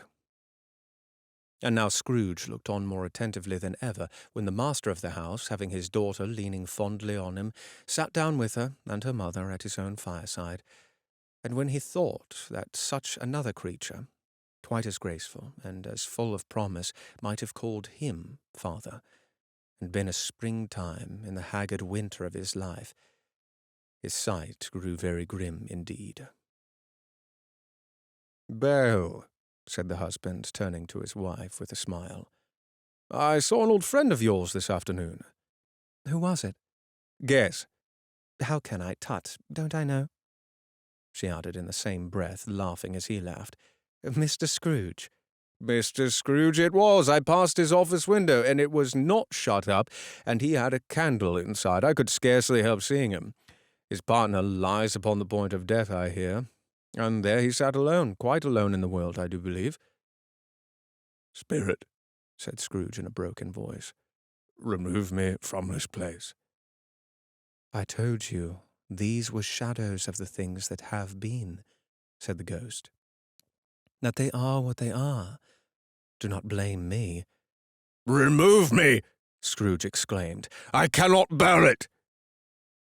He turned upon the ghost, and seeing that it looked upon him with a face in which in some strange way there was fragments of all the faces it had shown him, wrestled with it. "Leave me! Take me back! Haunt me no longer!" In the struggle, if it can be called a struggle, in which the ghost, with no visible resistance on its own part, was undisturbed by any effort of its adversary, Scrooge observed that its light was burning high and bright, and dimly connected, that with its influence over him, he seized the extinguisher cap, and by sudden action pressed it down upon its head. The spirit dropped beneath it, so that the extinguisher covered its whole form. But though Scrooge pressed it down with all his force, he could not hide the light, which streamed from under it in an unbroken flood upon the ground. He was conscious of being exhausted and overcome by an irresistible drowsiness, and further, of his being in his own bedroom. He gave the cap a parting squeeze, in which his hand relaxed, and had barely time to reel to bed before he sank into a heavy sleep. Stave Three, the second of the three spirits. Awaking in the middle of a prodigiously tough snore, and sitting up in bed to get his thoughts together, Scrooge had no occasion to be told that the bell was again upon the stroke of 1. He felt that he was restored to consciousness in the right nick of time, for the especial purpose of holding a conference with the second messenger dispatched to him through Jacob Marley's intervention. But finding that he turned uncomfortably cold when he began to wonder which of his curtains this new spectre would draw back, he put them every one aside with his own hands, and, lying down again, established a sharp lookout all around the bed. For he wished to challenge this spirit on the moment of its appearance, and did not wish to be taken by surprise, and made nervous. Gentlemen of the free and easy sort, who plume themselves on being acquainted with a move or two, and being usually equal to the time of day, express a wide range of their capacity for adventure by observing that they are good for anything from pitch and toss to manslaughter, between which opposite extremes, no doubt, there lies a tolerably wide and comprehensive range of subjects. Without venturing for Scrooge quite as hardily as this, I don't mind calling on you to believe that he was ready for a good broad field of strange appearances, and that nothing between a baby and a rhinoceros would have astounded him very much. Now, being prepared for almost anything, he was not by any means prepared for nothing, and consequently, when the bell struck 1 and no shape appeared, he was taken with a violent fit of trembling. 5 minutes, 10 minutes, a quarter of an hour went by, yet nothing came. All this time he lay upon his bed in the very core and centre of a blaze of ruddy light which streamed upon it when the clock proclaimed the hour, and which, being only light, was more alarming than a dozen ghosts, as he was powerless to make out what it meant or would be at, and was sometimes apprehensive that he might be at that very moment an interesting case of spontaneous combustion, without having the consolation of knowing it. At last, however, he began to think, as you or I would have thought at first, for it is always the person not in the predicament who knows what ought to have been done in it, and would unquestionably have done it too. At last, I say, he began to think that the source of the secret of this ghostly light might be in the adjoining room, from whence, on further tracing it, it seemed to shine. This idea taking full possession of his mind, he got up softly and shuffled in his slippers to the door. The moment Scrooge's hand was on the lock, a strange voice called him by his name and bade him enter. He obeyed. It was his own room, there was no doubt about that, but it had undergone a surprising transformation. The walls and ceiling were hung with living green, that it looked a perfect grove, from every part of which bright, gleaming berries glistened. The crisp leaves of holly, mistletoe, and ivy reflected back the light, as if so many little mirrors had been scattered there, and such a mighty blaze went roaring up the chimney as that dull petrification of a hearth had never known in Scrooge's time or Marley's, or for many and many a winter season gone. Heaped up on the floor to form a kind of throne were turkeys, geese, game, poultry, brawn, great joints of meat, sucking pigs, long wreaths of sausages, mince pies, plum puddings, barrels of oysters, red-hot chestnuts, cherry-cheeked apples, juicy oranges, luscious pears, immense twelfth cakes, and seething bowls of punch that made the chamber dim with their delicious steam. In easy state upon this couch there sat a jolly giant, glorious to see, who bore a glowing torch, in shape not unlike Plenty's horn, and held it up, high up, to shed its light on Scrooge as he came peeping round the door. "Come in!" exclaimed the ghost. "Come in and know me better, man." Scrooge entered timidly, and hung his head before this spirit. He was not the dogged Scrooge he had been, and though the spirit's eyes were clear and kind, he did not like to meet them. "I am the ghost of Christmas present," said the spirit. "Look upon me." Scrooge reverently did so. It was clothed in one simple green robe, or mantle, bordered with white fur. This garment hung so loosely on the figure that its capacious breast was bare, as if disdaining to be warded or concealed by any artifice. Its feet, observable beneath the ample folds of the garment, were also bare, and on its head it wore no other covering than a holly wreath, set here and there with shining icicles. Its dark brown curls were long and free as its gentle face. Its sparkling eye, its open hand, its cheery voice, its unconstrained demeanour, and its joyful air. Girded round its middle was an antique scabbard, but no sword was in it, and the ancient sheath was eaten up with rust. "You have never seen the like of me before?" exclaimed the spirit. "Never," Scrooge made to answer it. "Have never walked forth with the younger members of my family, meaning, for I am very young, my elder brothers born in these later years?" perused the phantom.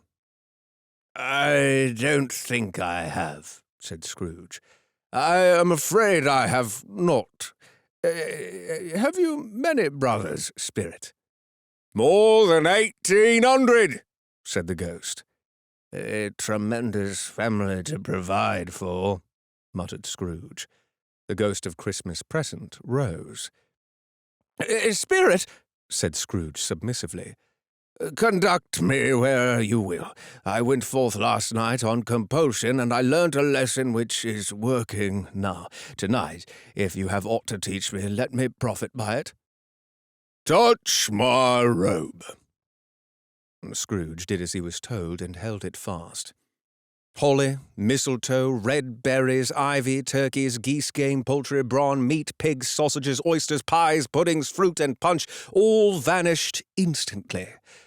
So did the room, the fire, the ruddy glow, the hour of night, and they stood in the city streets on Christmas morning, where, for the weather was severe, the people made a rough but brisk and not unpleasant kind of music, in scraping the snow from the pavement in front of their dwellings, and from the tops of their houses, whence it was mad delight to the boys to see it come plumping down into the road below, and splitting into artificial little snowstorms.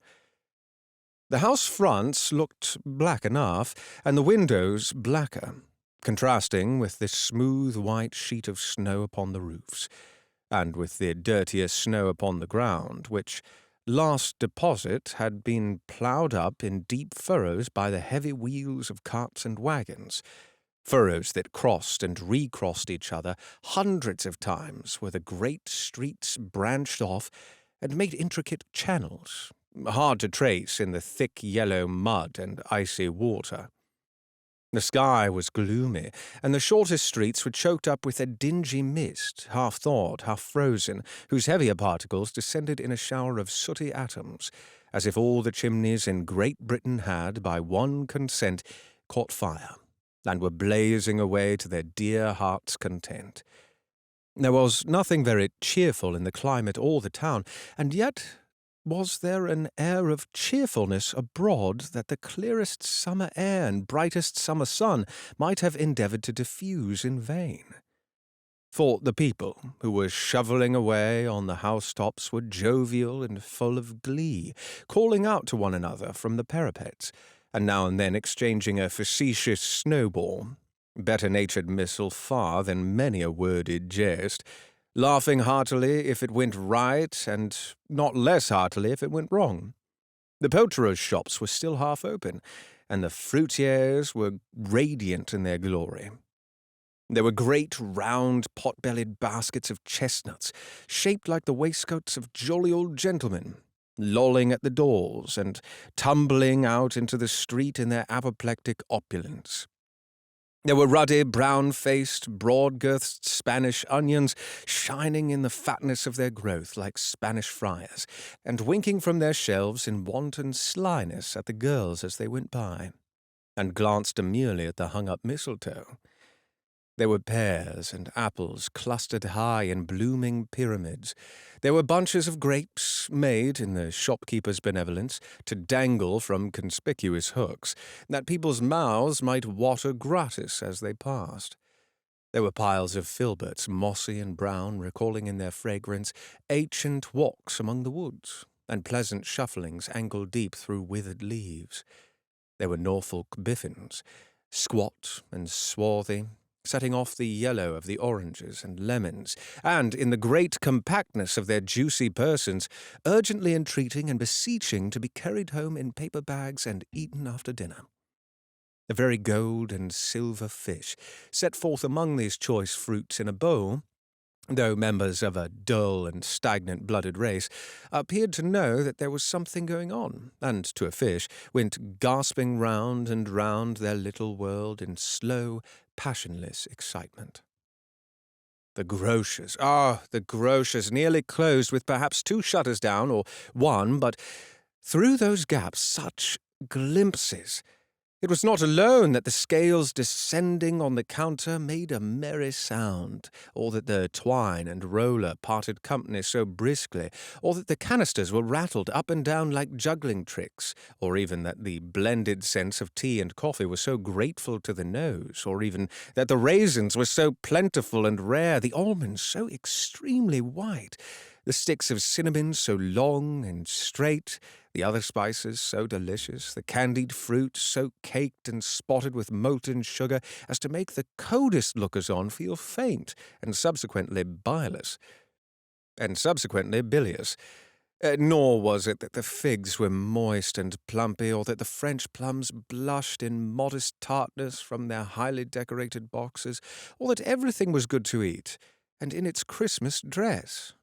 But the customers were all so hurried and so eager in the hopeful promise of the day that they tumbled up against each other at the door, crashing their wicker baskets wildly, and left their purchases upon the counter, and came running back to fetch them, and committed hundreds of the like mistakes in the best humour possible, while the grocer and his people were so frank and fresh that the polished hearts with which they fastened their aprons behind might have been their own, worn outside for general inspection and for Christmas doors to peck at if they chose. But soon the steeples called good people all to church and chapel, and away they came, flocking through the streets in their best clothes and with their gayest faces. And at the same time there emerged from scores of by-streets, lanes, and nameless turnings innumerable people, carrying their dinners to the bakers' shops. The sight of these poor revellers appeared to interest the spirit very much, for he stood with Scrooge beside him in a baker's doorway, and, taking off the covers as their bearers passed, sprinkled incense on their dinners from his torch.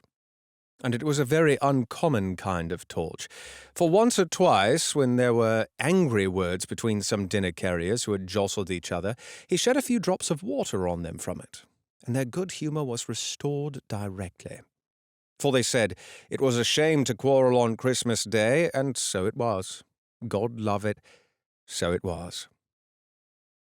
In time the bells ceased, and the bakers were shut up, and yet there was a genial shadowing forth of all these dinners and the progress of their cooking, in the thawed blotch of wet above each baker's oven, where the pavement smoked as if its stones were cooking too.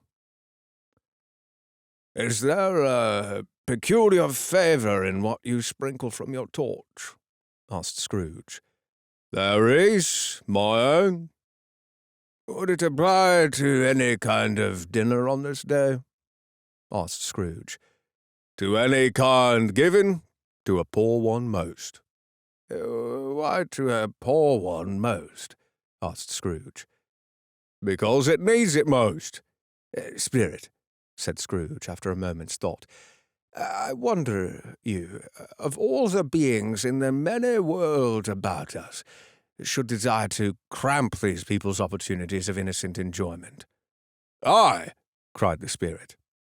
"You will deprive them of their means of dining every 7th day, often on the only day on which they can be said to dine at all," said Scrooge. "Wouldn't you?" "Aye," cried the Spirit. "You seek to close these places on the 7th day," said Scrooge, "and it comes to the same thing." "I seek," exclaimed the Spirit. "Forgive me if I am wrong. It has been done in your name, or at least in that of your family," said Scrooge.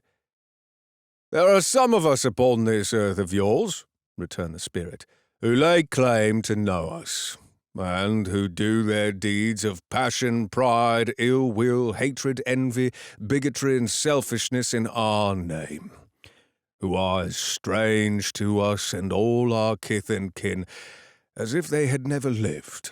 Remember that, and charge their doings on themselves, not us." Scrooge promised that he would, and they went on, invisible, as they had before, into the suburbs of the town. It was a remarkable quality of the ghost which Scrooge had observed at the banker's, that notwithstanding his gigantic size, he could accommodate himself to any place with ease, and that he stood beneath a low roof quite as gracefully as a supernatural creature, as it was possible he could have done in any lofty hall.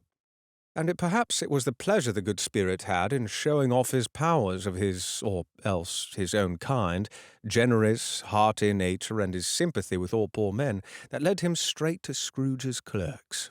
For there he went, and took Scrooge with him, holding his robe, and on the threshold of the door the Spirit smiled, and stopped to bless Bob Cratchit's dwelling with a sprinkle of his torch. Think of that. Bob had but 15 bob a week himself. He pocketed on Saturdays but 15 copies of his Christian name, and yet the ghost of Christmas present blessed his 4-roomed house. Then up rose Mrs. Cratchit, Cratchit's wife, dressed out but poorly in a twice-turned gown, but brave in ribbons, which are cheap and make a goodly show for 6pence, and she laid the cloth, assisted by Belinda Cratchit, second of her daughters, also brave in ribbons, while Master Peter Cratchit plunged a fork into the saucepan of potatoes, and getting the corners of his monstrous shirt-collar, Bob's private property conferred upon his son and heir in the honour of the day, into his mouth. Rejoiced to find himself so gallantly attired, and yearned to show his linen in the fashionable parks. And now 2 smaller Cratchits, a boy and girl, came tearing in, screaming that outside the baker's they had smelt the goose and known it for their own, and basking in its luxurious thoughts of sage and onion, these young Cratchits danced about the table, and exalted Master Peter Cratchit to the skies, while he, not proud, although his collars nearly choked him, blew the fire, until the slow potatoes bubbling up knocked loudly at the saucepan lid to be let out and peeled. "What has ever got your precious father, then?" said Mrs. Cratchit. "And your brother Tiny Tim and Martha were as late as last Christmas Day by half an hour?" "Here's Martha, mother," said a girl, appearing as she spoke. "Here's Martha, mother," cried the two young Cratchits. "Hurrah, there's such a goose, Martha!" "What, bless your heart alive, my dear, how late you are!" said Mrs. Cratchit, kissing her a dozen times and taking off her shawl and bonnet for her with officious zeal. "We'd a deal of work to finish up last night," replied the girl, "and we had to clear away this morning, mother." "Well, never mind so long as you are come," said Mrs. Cratchit. "Sit you down before the fire, my dear, and have a warm God bless you." "No, no, there's father coming," cried the two young Cratchits, who were everywhere at once. "Hide, Martha, hide!" So Martha hid herself, and in came little Bob, the father, with at least 3 feet of comforter exclusive of the fringe hanging down before him, and his threadbare clothes darned up and brushed to look seasonable, and Tiny Tim upon his shoulder. Alas for Tiny Tim, he bore a little crutch, and had his limbs supported by an iron frame. "Why, where's our Martha?" cried Bob Cratchit, looking round. "Not coming," said Mrs. Cratchit. "Not coming?" said Bob, with a sudden declension in his high spirits, for he had been Tiny Tim's blood horse all the way from church, and had come home rampant. "Not coming upon Christmas Day?" Martha didn't like to see him disappointed, if it were only a joke, so she came out prematurely from behind the closet door and ran into his arms, while the two young Cratchits hustled Tiny Tim and bore him off into the wash-house, that he might hear the puddings singing in the copper. "And how did little Tim behave?" asked Mrs. Cratchit, when she had railed Bob on his credulity, and Bob had hugged his daughter to his heart's content. "As good as gold," said Bob, "and better. Somehow he gets thoughtful, sitting by himself so much, and thinks the strangest things you ever heard. He told me, coming home, that he hoped the people saw him in the church because he was a cripple, and it might be pleasant to them to remember on Christmas Day who made lame beggars walk and blind men see." Bob's voice was tremulous when he told them this, and trembled more when he said that Tiny Tim was growing strong and hearty. His active little crutch was heard upon the floor, and back came Tiny Tim before another word was spoken, escorted by his brother and sister to his stool before the fire. And while Bob, turning up his cuffs, as if, poor fellow, they were capable of being made more shabby, compounded some hot mixture in a jug with gin and lemons, and stirred it round, and put it on the hob to simmer. Master Peter and the two ubiquitous young Cratchits went to fetch the goose, with which they soon returned in high procession. Such a bustle ensued that you might have thought a goose of the rarest of all birds, a feathered phenomenon to which Black Swan was a matter of course, and in truth it was something very like it in that house. Mrs. Cratchit made the gravy ready beforehand in a little saucepan, hissing hot. Master Peter mashed the potatoes with incredible vigour. Miss Belinda sweetened up the apple sauce. Martha dusted the hot plates. Bob took Tiny Tim beside him in a tiny corner at the table. The two young Cratchits set chairs for everybody, not forgetting themselves, and mounting guard upon their posts, crammed spoons into their mouths, lest they should shriek for goose before their turn came to be helped. At last the dishes were set on, and grace was said.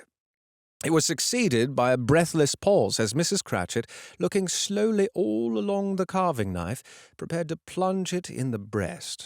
But when she did, and when the long-expected gush of stuffing issued forth, one murmur of delight arose all round the board, and even Tiny Tim, excited by the two young Cratchits, beat on the table with the handle of his knife, and feebly cried, "Hurrah!"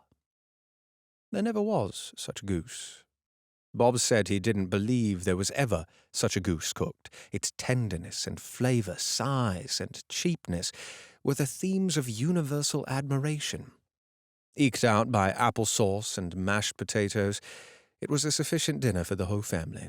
Indeed, as Mrs. Cratchit said with great delight, surveying one small atom of a bone upon the dish, they hadn't ate it all at last. Yet one had had enough, and the youngest Cratchits in particular was steeped in sage and onion to the eyebrows. But now, the plates being changed by Miss Belinda, Mrs. Cratchit left the room alone, too nervous to bear witness to take the pudding up and bring it in. Suppose it should not be done enough. Suppose it should break in turning out. Suppose somebody should have got over to the wall of the backyard and stolen it while they were merry with the goose, a supposition at which the two young Cratchits became livid. All sorts of horrors were supposed. Hello! A great deal of steam. The pudding was out of the copper. A smell like a washing day. That was the cloth. A smell like an eating-house and a pastry-cook's next door to each other, with a laundress's next door to that. That was the pudding. In half a minute Mrs. Cratchit entered, flushed, but smiling proudly with the pudding, like a speckled cannonball so hard and firm, blazing in half a quartern of ignited brandy, and bedighted with Christmas holly stuck into the top. Ah! A wonderful pudding, Bob Cratchit said, and calmly, too, that he regarded it as the greatest success achieved by Mrs. Cratchit since their marriage. Mrs. Cratchit said that, now the weight was off her mind, she would confess she had her doubts about the quality of the flour. Everybody had something to say about it, but nobody said or thought it was at all a small pudding for a large family. It would have been flat heresy to do so. Any Cratchit would have blushed to hint at such a thing. At last the dinner was all done. The cloth was cleared, the hearth swept, the fire made up, the compound in the jug being tasted and considered perfect. Apples and oranges were put upon the table, and a shovelful of chestnuts on the fire. Then all the Cratchit family drew round the hearth in what Bob Cratchit called a circle, meaning half a one, and at Bob Cratchit's elbows stood the family display of glass, 2 tumblers and a custard cup without a handle. These held the hot stuff from the jug, however, as well as the golden goblets would have done. And Bob served it out with beaming looks, while the chestnuts on the fire sputtered and cracked noisily. Then Bob proposed, "Merry Christmas to us all, my dears. God bless us." Which all the family re-echoed. "God bless us, every one," said Tiny Tim, the last of all. He sat very close to his father's side, upon his little stool. Bob held his withered little hand in his, as if he loved the child, and wished to keep him by his side, and dreaded that he might be taken from him.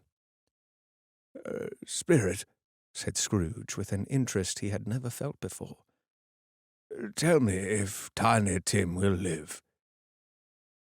"I see a vacant seat," replied the ghost, "in the poor chimney corner, and a crutch without an owner, carefully preserved. If these shadows remain unaltered by the future, the child will die." No, said Scrooge. No, kind spirit, say he will be spared." "If these shadows remain unaltered by the future, none other than my race," returned the ghost, "will find him here." "What then?" "If he be like to die, he had better do it, and decrease the surplus population." Scrooge hung his head to hear his own words quoted by the spirit, and was overcome with penitence and grief. "Man," said the ghost, "if man you be in heart, not adamant, forbear that wicked cant until you have discovered what the surplus is and where it is. Will you decide what men shall live and what men shall die? It may be that in the sight of heaven you are more worthless and less fit to live than millions like this poor man's child. Ah, God, to hear the insect on the leaf pronouncing on the too much life among his hungry brothers in the dust." Scrooge bent before the ghost's rebuke, and, trembling, cast his eyes upon the ground, but he raised them speedily on hearing his own name. "Mr. Scrooge," said Bob. "I'll give you Mr. Scrooge, the founder of the feast." "The founder of the feast, indeed," cried Mrs. Cratchit, reddening. "I wish I had him here. I'd give him a piece of my mind to feast upon, and I hope he'd have a good appetite for it." "My dear," said Bob, "the children, the Christmas Day." "It should be Christmas Day, I am sure," she said, "on which one drinks the health of such an odious, stingy, hard, unfeeling man as Mr. Scrooge. You know he is, Robert. Nobody knows it better than you do, poor fellow." "My dear," was Bob's mild answer. "Christmas Day." "I'll drink to his health for your sake and the day's," said Mrs. Cratchit, "not for his. Long life to him, a Merry Christmas, and a Happy New Year. He'll be very merry and very happy, I have no doubt." The children drank the toast after her. It was the first of their proceedings which had no heartiness. Tiny Tim drank it last of all, but he didn't care twopence for it. Scrooge was the ogre of the family. The mention of his name cast a dark shadow on the party, which was not dispelled for full 5 minutes. After it had passed away, they were 10 times merrier than before, from the mere relief of Scrooge the Baleful being done with. Bob Cratchit told them how he had a situation in his eye for Master Peter, which would bring in, if obtained, full 5 and 6 pence weekly. The 2 young Cratchits laughed tremendously at the idea of Peter's being a man of business, and Peter himself looked thoughtfully at the fire from between his collars, as if he were deliberating what particular investments he should favour when he came into the receipt of that bewildering income. Martha, who was a poor apprentice at the milliner's, then told them what kind of work she had to do, and how many hours she worked at a stretch, and how she meant to lie abed tomorrow morning for a good long rest, tomorrow being a holiday she passed at home. Also how she had seen a countess and a lord some days before, and how the lord was much about as tall as Peter, at which Peter pulled up his collars so high that you couldn't have seen his head if you had been there. All this time Chestnuts and the Jug went round, and by the by they had a song about a lost child travelling in the snow from Tiny Tim, who had a plaintive little voice, and sang it very well indeed. There was nothing of high mark in this. They were not a handsome family, they were not well dressed, their shoes were far from being waterproof, their clothes were scanty, and Peter might have known, and very likely did, the inside of a pawnbroker's. But they were very happy, grateful, pleased with one another, and contented with the time. And when they faded, and looked happier yet in the bright sprinklings of the spirit's torch at parting, Scrooge had his eye upon them, and especially on Tiny Tim, until the last. By this time it was getting dark, and snowing pretty heavily, and as Scrooge and the spirit went along the street, the brightness of the roaring fires in the kitchens, parlours, and all sorts of rooms was wonderful. Here the flickering of a blaze showed preparations for a cosy dinner, with hot plates baking through and through before the fire, and deep red curtains ready to be drawn to shut out cold and darkness.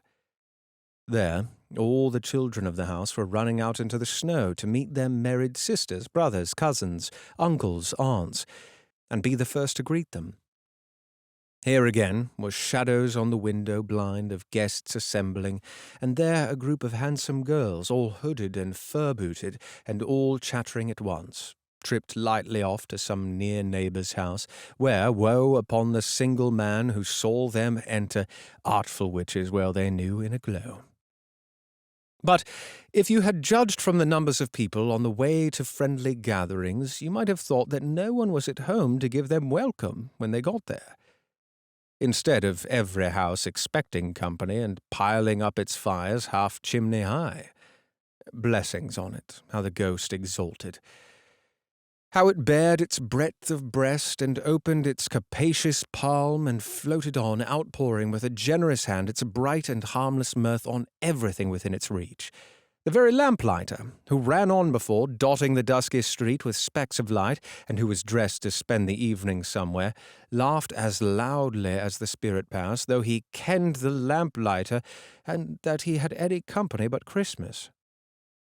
And now, without a word of warning from the ghost, they stood upon a bleak and desert moor, where monstrous masses of rude stone were cast about, as though it were the burial place of giants, and water spread itself wheresoever as it listed, or would have done so but for the frost that held it prisoner, and nothing grew but moss and furze and coarse rank grass. Down in the west, the setting sun had left a streak of fiery red, which glared upon the desolation for an instant, like a sullen eye, and frowning lower, lower, lower yet, was lost in the thick gloom of darkest night. "What place is this?" asked Scrooge. "A place where miners live who labour in the bowels of the earth," returned the spirit. "But they know me. See?" A light shone from the window of a hut, and swiftly they advanced toward it. Passing through the wall of mud and stone, they found a cheerful company assembled round a glowing fire. An old, old man and woman, with their children and their children's children, and another generation beyond that, all decked out gaily in their holiday attire. The old man, in a voice that seldom rose above the howling of the wind upon the barren waste, was singing them a Christmas song. It had been a very old song when he was a boy, and from time to time they all joined in the chorus. So surely as they raised their voices, the old man got quite blithe and loud, and so surely as they stopped, his vigour sank again. The spirit did not tarry here, but bade Scrooge hold his robe, and passed on above them all, sped, whither? Not to see. To see. To Scrooge's horror, looking back, he saw the last of the land, a frightful range of rocks behind them, and his ears were deafened by the thundering of water as it rolled and roared and raged among the dreadful caverns it had worn, and fiercely tried to undermine the earth. Built upon a dismal reef of sunken rocks, some league or so from shore on which the waters chafed and dashed, the wild year through, there stood a solitary lighthouse. Great heaps of seaweed clung to its base, and storm birds, born of the wind, one might suppose, as seaweed of the other, rose and fell about it, like the waves they skimmed. But even here 2 men who watched the light had made a fire, that through the loophole in the thick stone wall shed out a ray of brightness on the awful sea. Joining their horny hands over the rough table at which they sat, they wished each other Merry Christmas in their can of grog, and one of them, the elder too, with his face all damaged and scarred with hard weather, as the figurehead of an old ship might be, struck up a sturdy song that was like a gale in itself. Again the ghost sped on, above the black and heaving sea, on, until, being far away, as he told Scrooge, from any shore, they lighted upon a ship. They stood beside the helmsman at the wheel, the lookout in the bow, the officers who had the watch, dark ghostly figures in their several stations, but every man among them hummed a Christmas tune, or had a Christmas thought, or spoke below his breath to his companion of some bygone Christmas day, with homeward hopes belonging to it. And every man on board, waking or sleeping, good or bad, had had a kinder word for another on that day than on any day of the year, and had shared to some extent in its festivities, and had remembered those he cared for at a distance, and had known that they delighted to remember him. It was a great surprise to Scrooge, while listening to the moaning of the wind, and thinking what a solemn thing it was to move on through the lonely darkness over an unknown abyss, whose depths were secret and profound as death. It was a great surprise to Scrooge, while thus engaged, to hear a hearty laugh. It was much greater surprise to Scrooge to recognize it as his own nephew's, and find himself in a bright, dry, gleaming room with the spirit standing smiling by his side and looking at that same nephew with approving affability. "Ha ha ha!" laughed Scrooge's nephew. "Ha ha ha ha! If you should happen by any unlikely chance to know a man more blessed in a laugh than Scrooge's nephew, all I can say is I should like to know him too. Introduce him to me, and I'll cultivate his acquaintance. It is a fair, even-handed, noble adjustment of things, that while there is infection in disease and sorrow, there is nothing in the world so irresistibly contagious as laughter and good humour." When Scrooge's nephew laughed in this way, holding his sides, rolling his head, and twisting his face into the most extravagant contortions, Scrooge's niece, by marriage, laughed as heartily as he. and their assembled friends, being not a bit behindhand, roared out lustily. "Ha ha ha ha ha ha! He said that Christmas was a humbug, as I live," said Scrooge's nephew. "He believed it too." "More shame for him, Fred," said Scrooge's niece indignantly. "Bless those women, they never do anything by halves. They are always in earnest." She was very pretty, exceedingly pretty, with a dimpled, surprised look, capital face, a ripe little mouth that seemed made to be kissed, as no doubt it was, all kinds of good little dots about her chin that melted into one another when she laughed, and the sunniest pair of eyes you ever saw in any little creature's head. Altogether, she was what you would have called provoking, you know, but satisfactory, too. Oh, perfectly satisfactory. "He's a comical old fellow," said Scrooge's nephew. "That's the truth, and not so pleasant as he might be. However, his offences carry their own punishment, and I have nothing to say against him." "I'm sure he's very rich, Fred," hinted Scrooge's niece. "At least you always tell me so." "What of that, my dear?" said Scrooge's nephew. "His wealth is of no use to him. He don't do any good with it. He don't make himself comfortable with it. He hasn't the satisfaction of thinking that he is ever going to benefit us with it." "I have no patience with him," observed Scrooge's niece. Scrooge's niece's sisters and all the other ladies expressed the same opinion. "Oh, I have," said Scrooge's nephew. "I'm sorry for him. I couldn't be angry with him if I tried. Who suffers by his ill whims? Himself, always. Here he takes it into his head to dislike us, and he won't come and dine with us. What's the consequence? He won't lose much of a dinner." "Indeed, I think he loses a very good dinner," interrupted Scrooge's niece. Everybody else said the same, and they must be allowed to have been competent judges because they had just had dinner, and, with the dessert upon the table, were clustered round by the fire, by lamplight. "Well, I'm very glad to hear it," said Scrooge's nephew, "because I haven't great faith in these young housekeepers. What do you say, Topper?" Topper had clearly got his eye upon one of Scrooge's niece's sisters, for he answered that a bachelor was a wretched outcast, who had no right to express an opinion on the subject. Whereat Scrooge's niece's sister, the plump one with the lace tucker, not the one with the roses, blushed.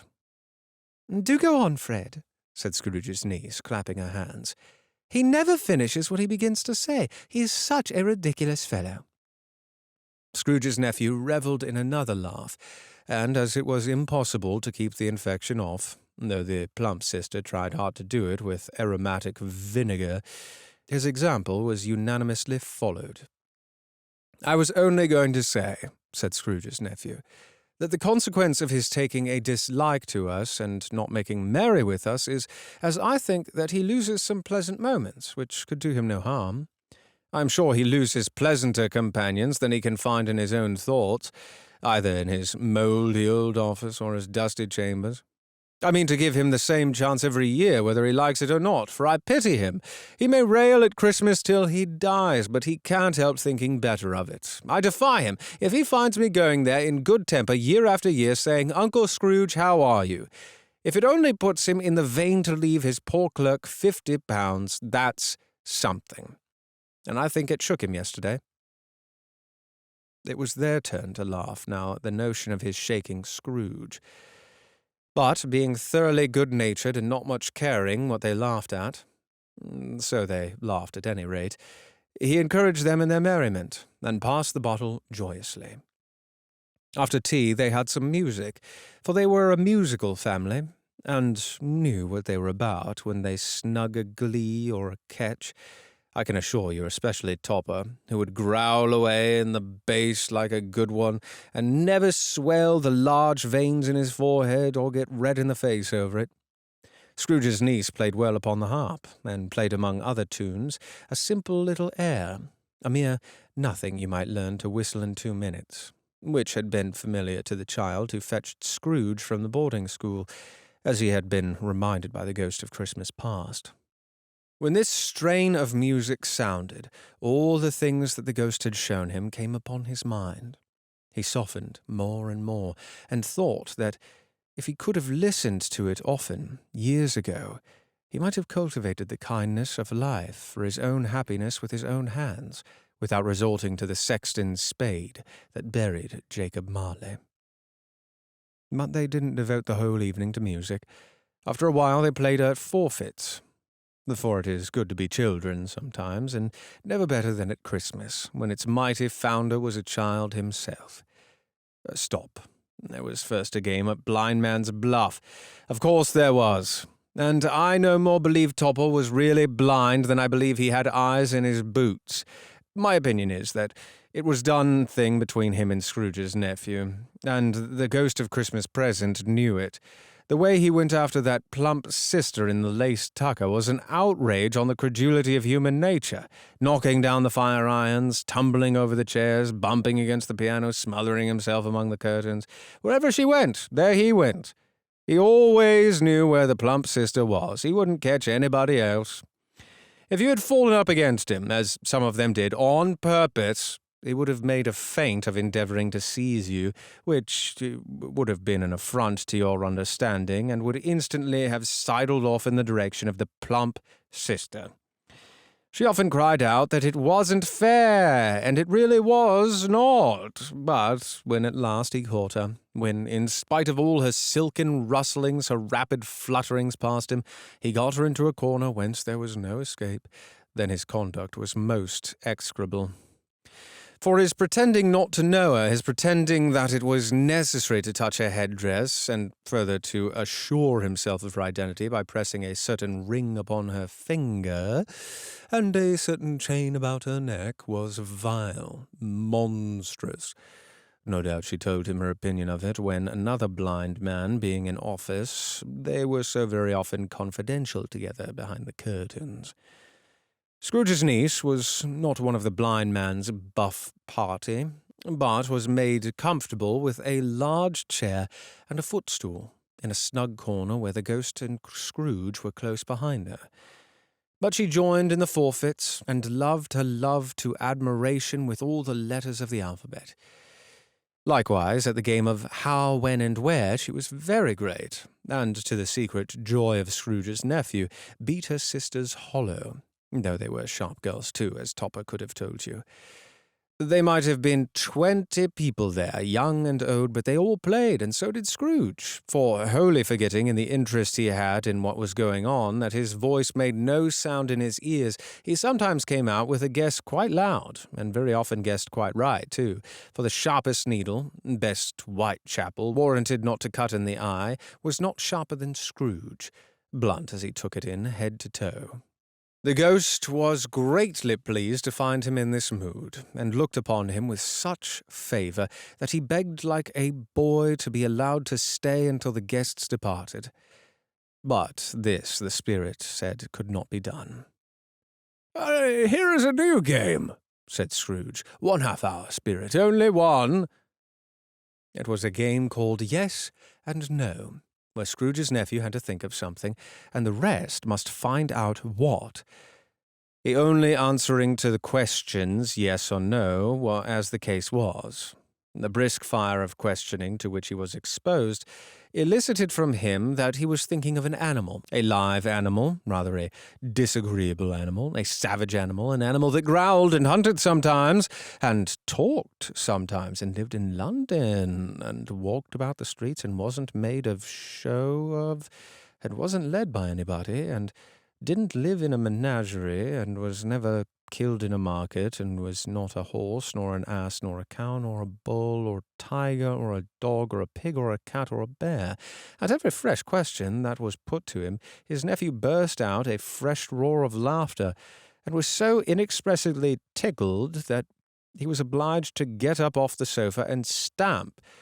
At last the plump sister, falling into a similar state, cried out, "I've found out! I know what it is, Fred! I know what it is!" "What is it?" cried Fred. "It's your Uncle Scrooge!" Which it certainly was. Admiration was the universal sentiment, though Some objected that the reply to "Is it a bear?" ought to have been yes, inasmuch as an answer in the negative was sufficient to have diverted their thoughts from Mr. Scrooge, supposing they had ever had any tendency that way. "He has given us plenty of merriment, I'm sure," said Fred, "and it would be ungrateful not to drink to his health. Here's a glass of mulled wine ready to our hand at the moment, and I say, Uncle Scrooge." "Well, Uncle Scrooge," they cried. "A Merry Christmas and a Happy New Year to the old man wherever he is," said Scrooge's nephew. "He wouldn't take it from me, but he may have it nevertheless. Uncle Scrooge."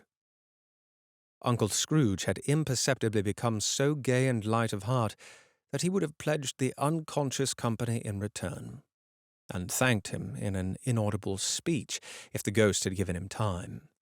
But the whole scene passed off in the breath of the last words spoken by his nephew, and he and the spirit were again upon their travels.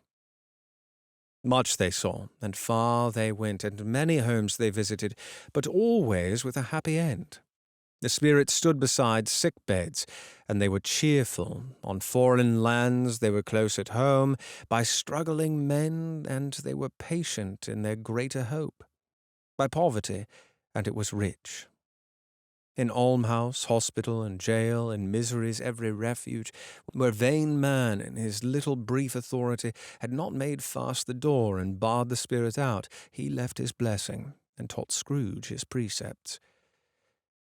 It was a long night, if there were only a night.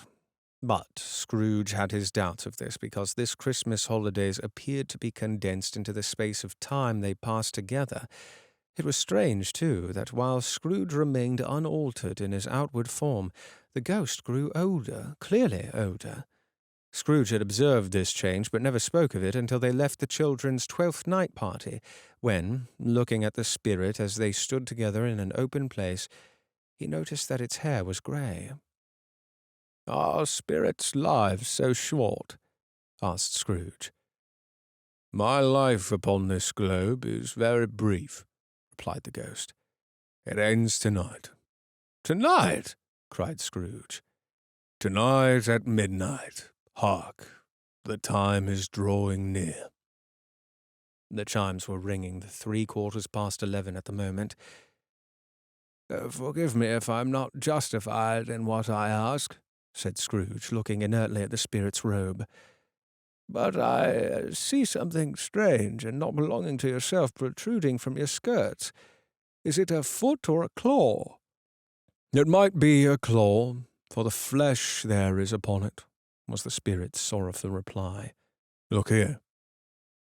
From the folds of its robe it brought 2 children, wretched, abject, frightful, hideous, miserable. They knelt down at his feet, and clung upon the outside of its garment. "Oh, man, look there, look down there," exclaimed the ghost. There was a boy and a girl, yellow, meagre, ragged, scowling, wolfish, but prostrate, too, in their humility. Where graceful youth should have filled their features out and touched them with the freshest tints, a stale and shriveled hand, like that of age, had pinched and twisted them, and pulled them into shreds. Where angels might have sat enthroned, devils lurked, and glared out menacing. No change, no degradation, no perversion of humanity in any grade. Through all the mysteries of wonderful creation has monsters half so horrible and dread. Scrooge started back, appalled, having them shown to him this way. He tried to say that they were fine children, but the words choked themselves, rather than be parties to a lie of such enormous magnitude. "Spirit, are they yours?" Scrooge could say no more. "They are man's," said the spirit, looking down upon them.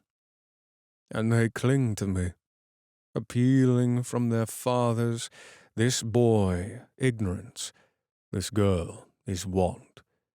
Beware them both, and all of their degree, but most of all beware this boy, for on his brow I see that written is doom, unless the writing be erased. Deny it, cried the spirit, stretching out his hand toward the city. Slander those who tell it ye. Admit it for your facetious purposes and make it worse, and abide at the end. They have no refuge or resource? cried Scrooge. Are there no prisons? said the spirit, turning on him for the last time with his own words. Are there no workhouses? The bell struck 12. Scrooge looked about him for the ghost and saw it not. As the last stroke ceased to vibrate, he remembered the prediction of old Jacob Marley, and lifting his eyes, beheld a solemn phantom, draped and hooded, coming like a mist above the ground towards him. Stave 4. The last of the spirits. The phantom slowly, gravely, silently approached. When it came near him, Scrooge bent down upon his knee, for in the very air through which the spirit moved, it seemed to scatter gloom and mystery. It was shrouded in a deep black garment, which concealed its head, its face, its form, and left nothing of it visible, save one outstretched hand. But for this, it would have been difficult to detach its figure from the night, and separate it from the darkness by which it was surrounded. He felt that it was tall and stately when it came beside him, and that its mysterious presence filled him with a solemn dread. He knew no more, for the spirit neither spoke nor moved. "Am I in the presence of the ghost of Christmas yet to come?" said Scrooge. The spirit answered naught, but pointed outward with its hand. "You are about to show me the shadows of the things that have not happened, but will happen in the time before us," Scrooge pursued. "Is that so, spirit?" The upper portion of the garment was contracted for an instant in its folds, as if the spirit had inclined its head. That was the only answer he received. Although well used to ghostly company by this time, Scrooge feared the silent shape so much that his legs trembled beneath him, and he found that he could hardly stand when he prepared to follow it. The spirit paused a moment, as observing his condition and giving him time to recover. But Scrooge was all the worse for this. It thrilled him with a vague, uncertain horror to know that behind the duskish shroud there were ghostly eyes intently fixed upon him, while he, though he stretched his own to the utmost, could see nothing but a spectral hand and one great heap of black. "Ghost of the future!" he exclaimed. "I fear you more than any spectre I have seen, but as I know your purpose is to do me good, and as I hope to live to be another man from what I was, I am prepared to bear your company, and do it with a thankful heart. Will you not speak to me?" It gave no reply. The hand was pointed straight before them. "Lead on," said Scrooge. "Lead on. The night is waning fast, and it is precious time to me, I know. Lead on, spirit." The phantom moved away as it had come towards him. Scrooge followed in the shadow of its dress, which bore him up, he thought, and carried him along. They scarcely seemed to enter the city, for the city rather seemed to spring up about them and encompass them of its own act. But there they were, in the heart of it, on 'change amongst the merchants, who hurried up and down, chinked the money in their pockets, and conversed in groups, and looked at their watches, and trifled thoughtfully with their great gold seals and so forth, as Scrooge had seen them often. The spirit stopped beside one little knot of businessmen. Observing that the hand was pointed to them, Scrooge advanced to listen to their talk. "No," said a great fat man with a monstrous chin. "I don't know much about it either way. I only know he is dead." "When did he die?" inquired another. "Last night, I believe." "Why, what was the matter with him?" asked a third, taking a vast quantity of snuff out of a very large snuff-box. "I thought he'd never die." "God knows," said the first with a yawn. What has he done with his money?" asked a red-faced gentleman with a pendulous excrescence on the end of his nose that shook like the gills of a turkey-cock. "I haven't heard," said the man with a large chin, yawning again. "I left it to his company, perhaps. He hasn't left it to me, that's all I know." This pleasantry was received with a general laugh. "It is likely to be a very cheap funeral," said the same speaker, "for upon my life I don't know of anybody to go to it. Suppose we make up a party and volunteer." "I don't mind going if a lunch is provided," observed the gentleman with the excrescence on his nose. "But I must be fed if I make one." Another laugh. "Well, I am the most disinterested among you, after all," said the first speaker, "for I never wear black gloves, and I never eat lunch. But we'll offer to go, if anybody else will. When I come to think of it, I'm not at all sure that it wasn't his most particular friend, for we used to stop and speak whenever we met. Bye-bye." The speakers and listeners strolled away and mixed with other groups. Scrooge knew the men, and looked toward the spirit for an explanation. The phantom glided on into a street, its finger pointed to two persons meeting. Scrooge listened again, thinking that the explanation might lie here. He knew these men also perfectly. They were men of business, very wealthy, and of great importance. He had made a point always of standing well in their esteem, in a business point of view, that is, strictly in a business point of view. "How are you?" said one. "How are you?" returned the other. "Well," said the first, "old Scratch has got his own at last, eh?" "So I'm told," returned the second. "Cold, isn't it? Seasonable for Christmas time? You're not a skater, I suppose?" No, something else to think of. Good morning." Not another word. That was their meeting, their conversation, and their parting. Scrooge was at first inclined to be surprised that the spirit would attach importance to conversations apparently so trivial.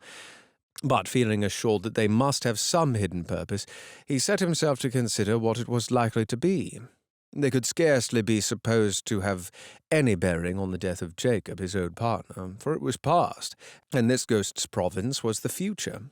Nor could he think of any one immediately connected with himself to whom he could apply them, but nothing doubting that whatsoever they applied, they had some latent moral for his own improvement, he resolved to treasure up every word he heard, and everything he saw, and especially to observe the shadow of himself when it appeared.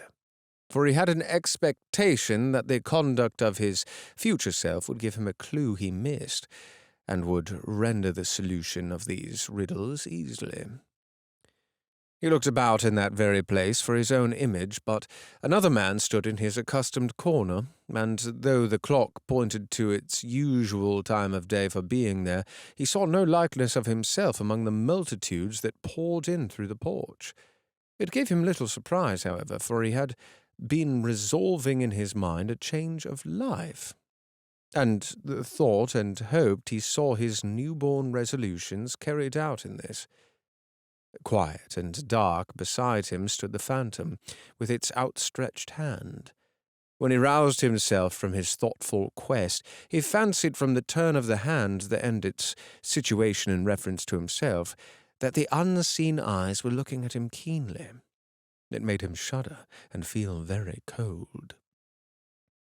They left the busy scene and went into an obscure part of the town where Scrooge had never penetrated before, although he recognized its situation and its bad repute. The ways were foul and narrow, the shops and houses wretched, the people half-naked, drunken, slipshod, ugly. Alleys and archways, like so many cesspools, disgorged their offences of smell and dirt and life among the straggling streets, and the whole quarter reeked with crime, with filth and misery. Far in this den of infamous resort, there was a low-browed beetling shop below a penthouse roof where iron, old rags, bottles, bones, and greasy offal were brought.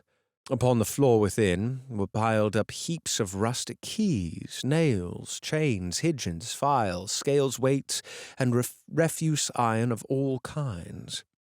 Secrets that few would like to scrutinize were bred and hidden in mountains of unseemly rags, masses of corrupted fat, and sepulchres of bones. Sitting among the wares he dealt in, by a charcoal stove made of old bricks, was a grey-haired rascal nearly 70 years of age, who had screened himself from the cold air without by a frowsy curtaining of miscellaneous tatters hung upon a line, and smoked his pipe in all the luxury of calm retirement.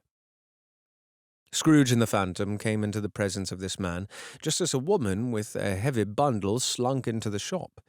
But she had scarcely entered when another woman, similarly laden, came in too, and she was closely followed by a man in faded black, who was no less startled by the sight of them than they had been upon the recognition of each other.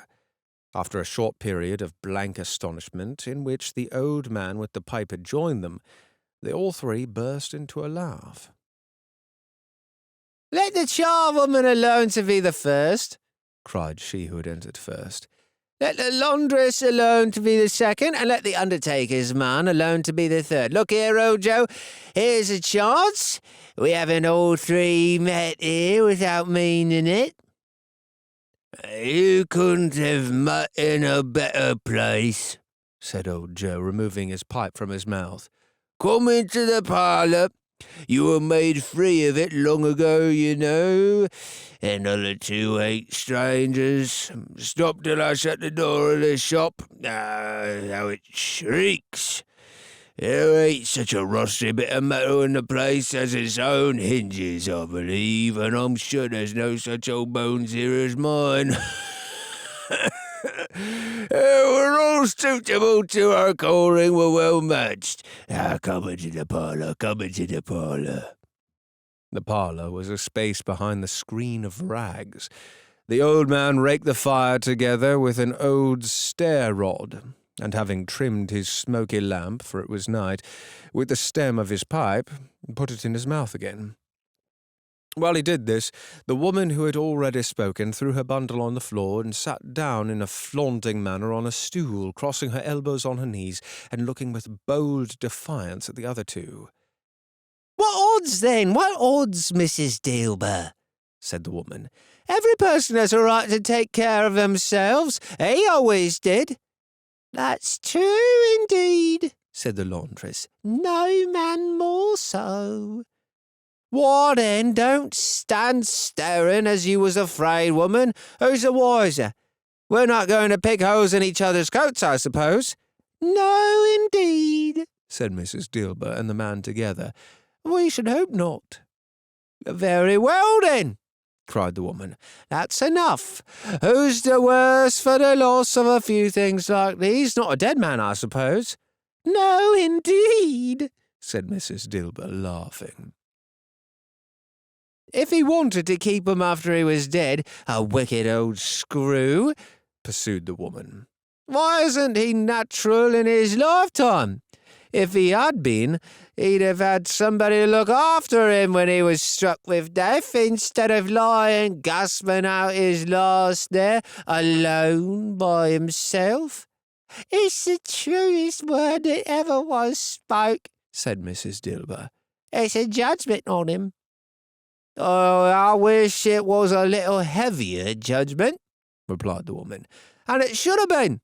You may depend upon it, if I could have laid my hands on anything else. Open that bundle, old Joe, and let me know the value of it. Speak out plain. I'm not afraid to be the first, not afraid to let them see it, for we know pretty well we were up in ourselves before we met here, I believe. It's no sin. Open the bundle, Joe." But the gallantry of her friends would not allow of this, and the man in faded black, mounting the breach first, produced his plunder. It was not extensive. A seal or two, a pencil case, a pair of sleeve buttons, and a brooch of no great value were all. They were severally examined and appraised by old Joe, who chalked the sums, as he was disposed to give for each, upon the wall, and added them up to a total when he found there was nothing more to come. "That's your account," said Joe, "and I wouldn't give another sixpence if I was to be boiled for not doing it. Who's next?" Mrs. Dilber was next. Sheets and towels, a little wearing apparel, 2 old-fashioned silver teaspoons, a pair of sugar tongs, and a few boots. Her account was stated on the wall in the same manner.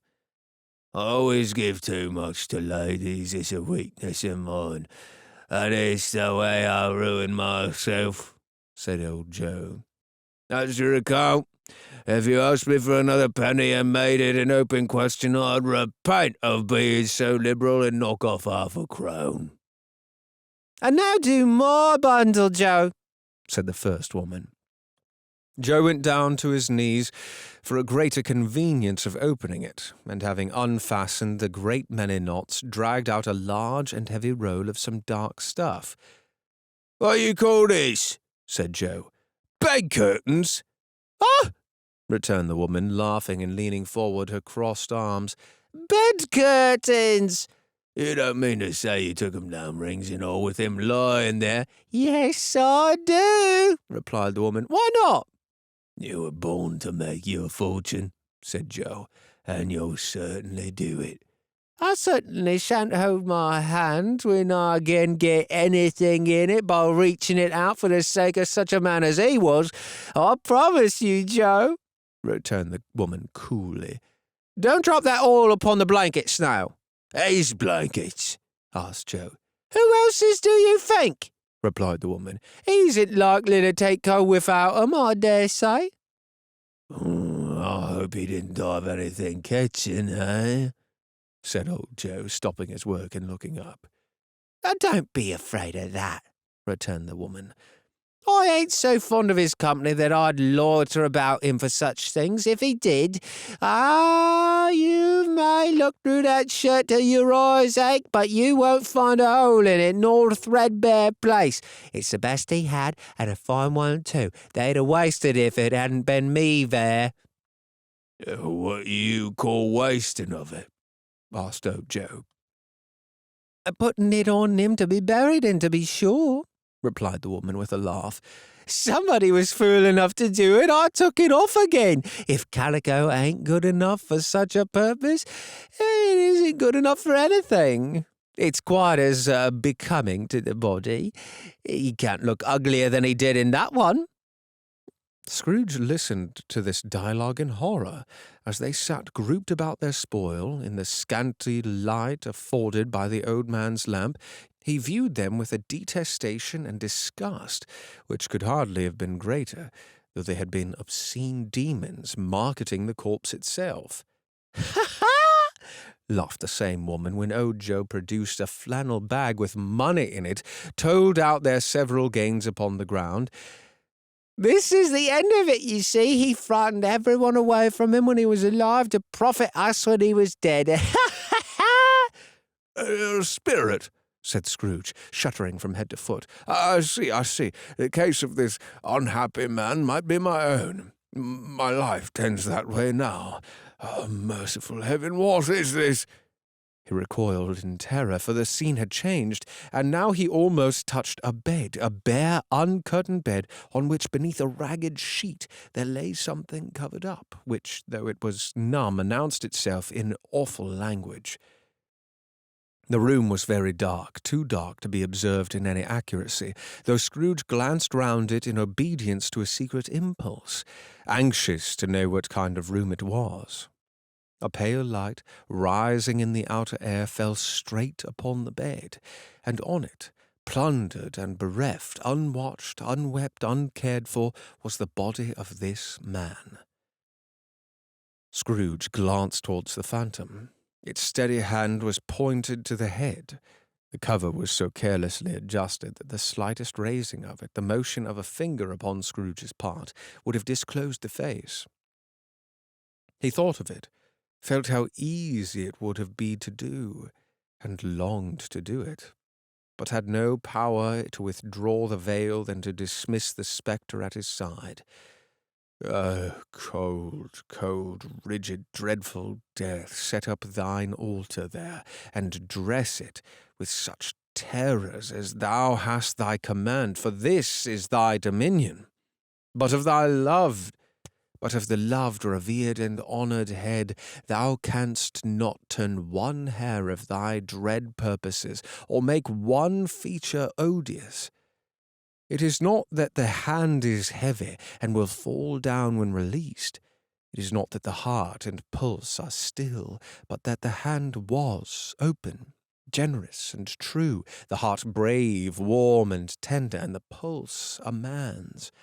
Strike, shadow, strike, and see his good deeds spring from the wound to sow the world with life immortal. No voice pronounced these words in Scrooge's ears, and yet he heard them when he looked upon the bed.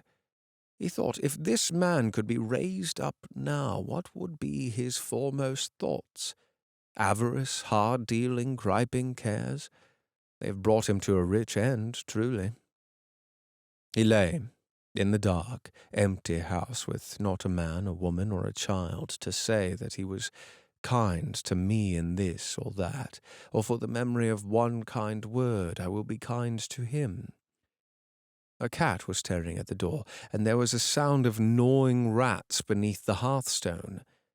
And they wanted in the room of death, and why they were so restless and disturbed, Scrooge did not dare to think.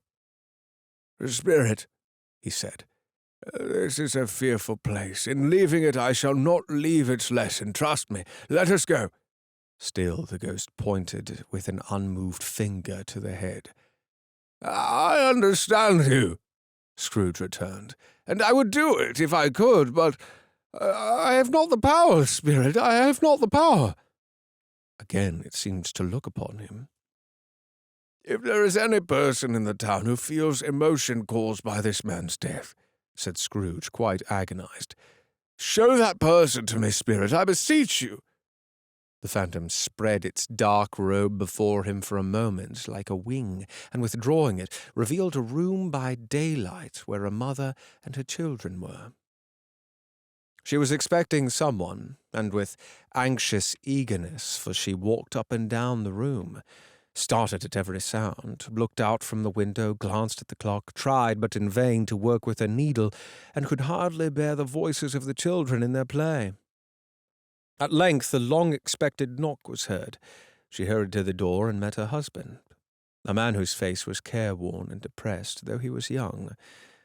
There was a remarkable expression in it now, a kind of serious delight of which he felt ashamed, and which he struggled to repress.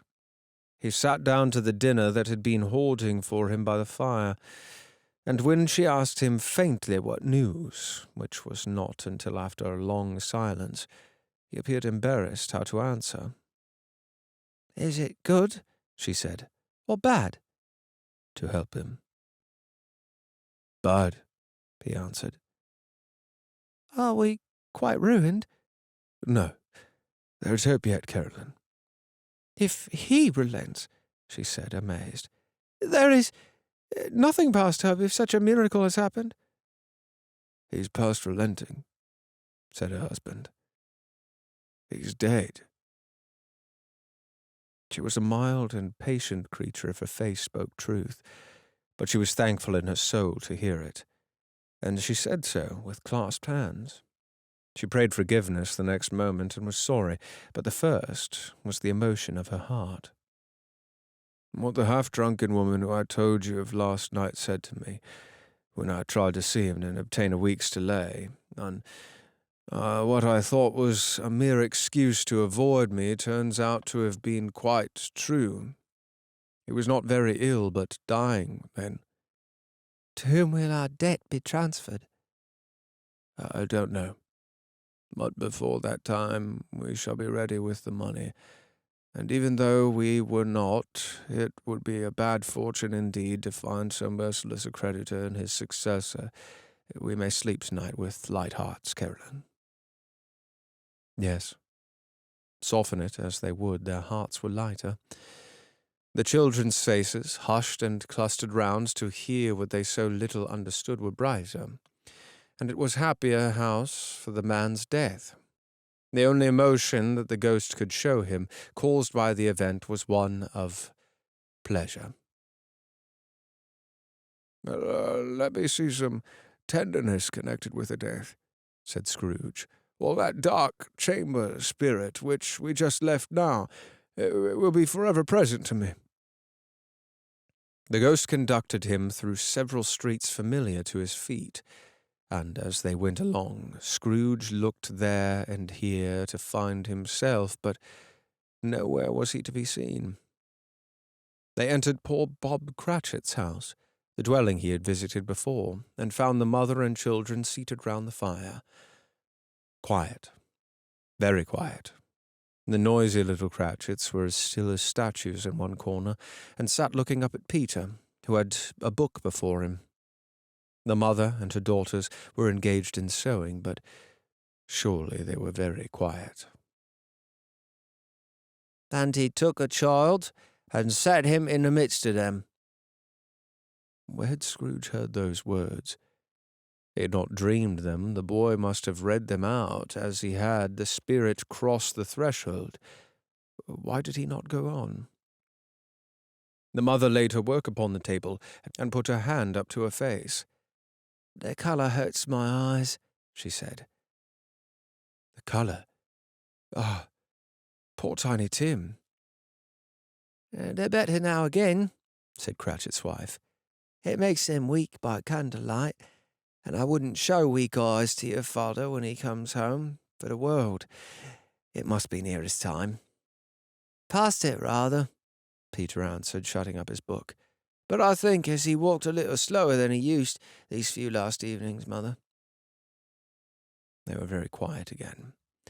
At last she said, and in a steady, cheerful voice that only faltered once, I have known him walk with Tiny Tim upon his shoulder very fast indeed." "And so have I," cried Peter. "Often. And so have I," exclaimed another. So had all. "But he was very light to carry," she resumed, intent upon her work. "and his father loved him so that it was no trouble. Ah, and there's your father at the door." She hurried out to meet him, and little Bob in his comforter, he had need of it, poor fellow, came in. His tea was ready for him on the hob, and they all tried who should help him to it most. Then the two young Cratchits got up upon his knees and laid each child a little cheek against his face, as if they said, "Don't mind it, father, don't be grieved." Bob was very cheerful with them, and spoke pleasantly to all the family. He looked at the work upon the table, and praised the industry and speed of Mrs. Cratchit and the girls. They would be done long before Sunday, he said. "Sunday! You went today, then, Robert?" said his wife. "Yes, my dear," returned Bob. "I wish you could have gone. It would have done you good to see how green a place it is. But you'll see it often. I promised him that I would walk there on a Sunday, my little child," cried Bob. "My little child." He broke down all at once. He couldn't help it. If he could have helped it, he and his child would have been farther apart perhaps than they were. He left the room, and went upstairs into a room above, which was lighted cheerfully and hung with Christmas. There was a chair set close beside the child, and there were signs of someone having been there lately. Poor Bob sat down in it, and when he had thought a little and composed himself, he kissed the little face. He was reconciled to what had happened, and went down again quite happy. They drew about the fire and talked, the girls and mother working still. Bob told them of the extraordinary kindness of Mr. Scrooge's nephew, whom he had scarcely seen but once, and who, meeting him in the street that day, and seeing that he looked a little, just a little down, you know, said Bob, inquired what had happened to distress him. "On which," said Bob, "for he is the pleasantest spoken gentleman you ever heard, told him "I am heartily sorry for it, Mr. Cratchit," he said, "and heartily sorry for your good wife. And by the by, how he ever knew that, I don't know." "Knew what, my dear?" "Why, that you were a good wife," replied Bob. "Everybody knows that," said Peter. "Very well observed, my boy," cried Bob. "I hope they do. Heartily sorry," he said, "for your good wife. If I can be of service to you in any way," he said, giving me his card, "that's where I live. Pray come to me." "No, it wasn't," cried Bob, "for the sake of anything he might be able to do for us so much as for his kind way. That was quite delightful. It really seemed as if he had known our Tiny Tim and felt with us." "I'm sure he's a good soul," said Mrs. Cratchit. "You would be surer of it, my dear," returned Bob, "if you saw and spoke to him. I shouldn't be at all surprised, mark what I say, if he got Peter a better situation." "Oh, hear that, Peter," said Mrs. Cratchit. "And then," cried one of the girls, "Peter will be keeping company with someone and setting up for himself." "Get along with you," retorted Peter, grinning. "It's just as likely as not," said Bob, "one of these days, though there's plenty of time for that, my dear. But however and whenever we part from one another, I'm sure we shall none of us forget poor Tiny Tim, shall we? Or this first parting that there was among us." "Never, father," cried they all. "And I know," said Bob, "I know, my dears, that when we recollect how patient and how mild he was, although he was a little child, we shall not quarrel easily among ourselves and forget poor Tiny Tim in doing it." "No, never, father," they all cried again. "I'm very happy," said little Bob. "I'm very happy." Mrs. Cratchit kissed him.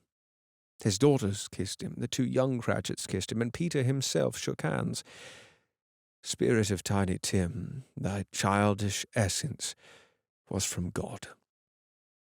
"Spectre," said Scrooge, "something informs me that our parting moment is at hand. I know it, but I know not how. Tell me what man that was whom we saw lying dead." The ghost of Christmas yet to come conveyed him, as before, though at a different time, he thought indeed.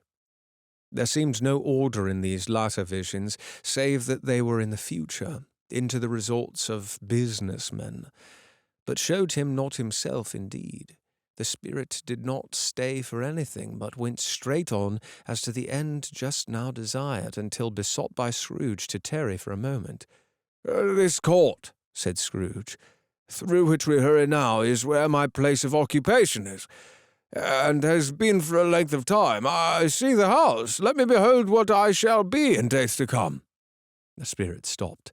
The hand was pointed elsewhere. "The house is yonder," Scrooge exclaimed. "Why do you point away?" The inexorable finger underwent no change. Scrooge hastened to the window of his office and looked in. It was an office still, but not his. The furniture was not the same, and the figure in the chair was not himself. The phantom pointed as before.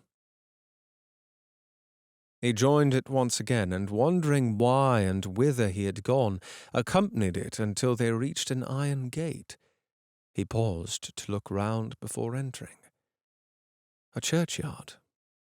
Here, then, the wretched man whose name he had now to learn lay underneath the ground. It was a worthy place, walled in by houses, overrun by grass and weeds. The growth of vegetation's death, not life, choked up with too much burying, fat with repleted appetite. A worthy place. The spirit stood among the graves and pointed down to one. He advanced toward it, trembling. The phantom was exactly as it had been, but he dreaded that he saw new meaning in its solemn shape. "Before I draw nearer to that stone to which you point," said Scrooge, "answer me one question. Are these the shadows of the things that will be, or are they the shadows of things that may be only?" Still the ghost pointed downward to the grave by which he stood.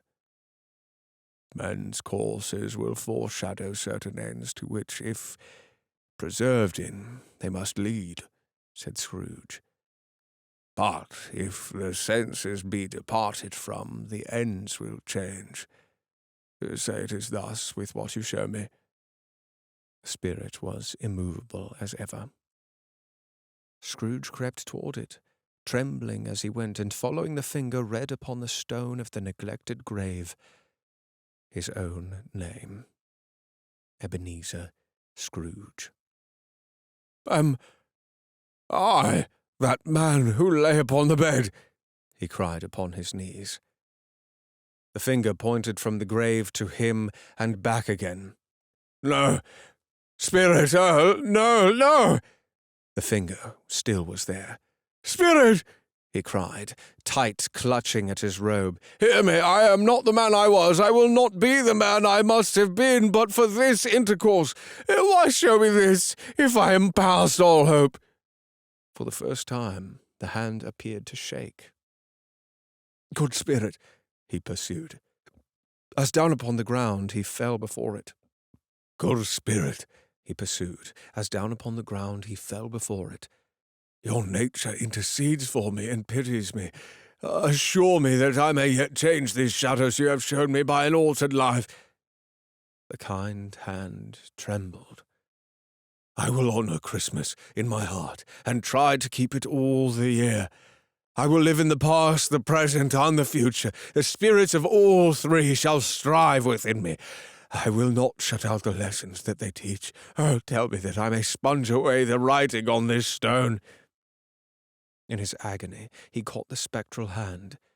It sought to free itself, but he was strong in his entreaty and detained it.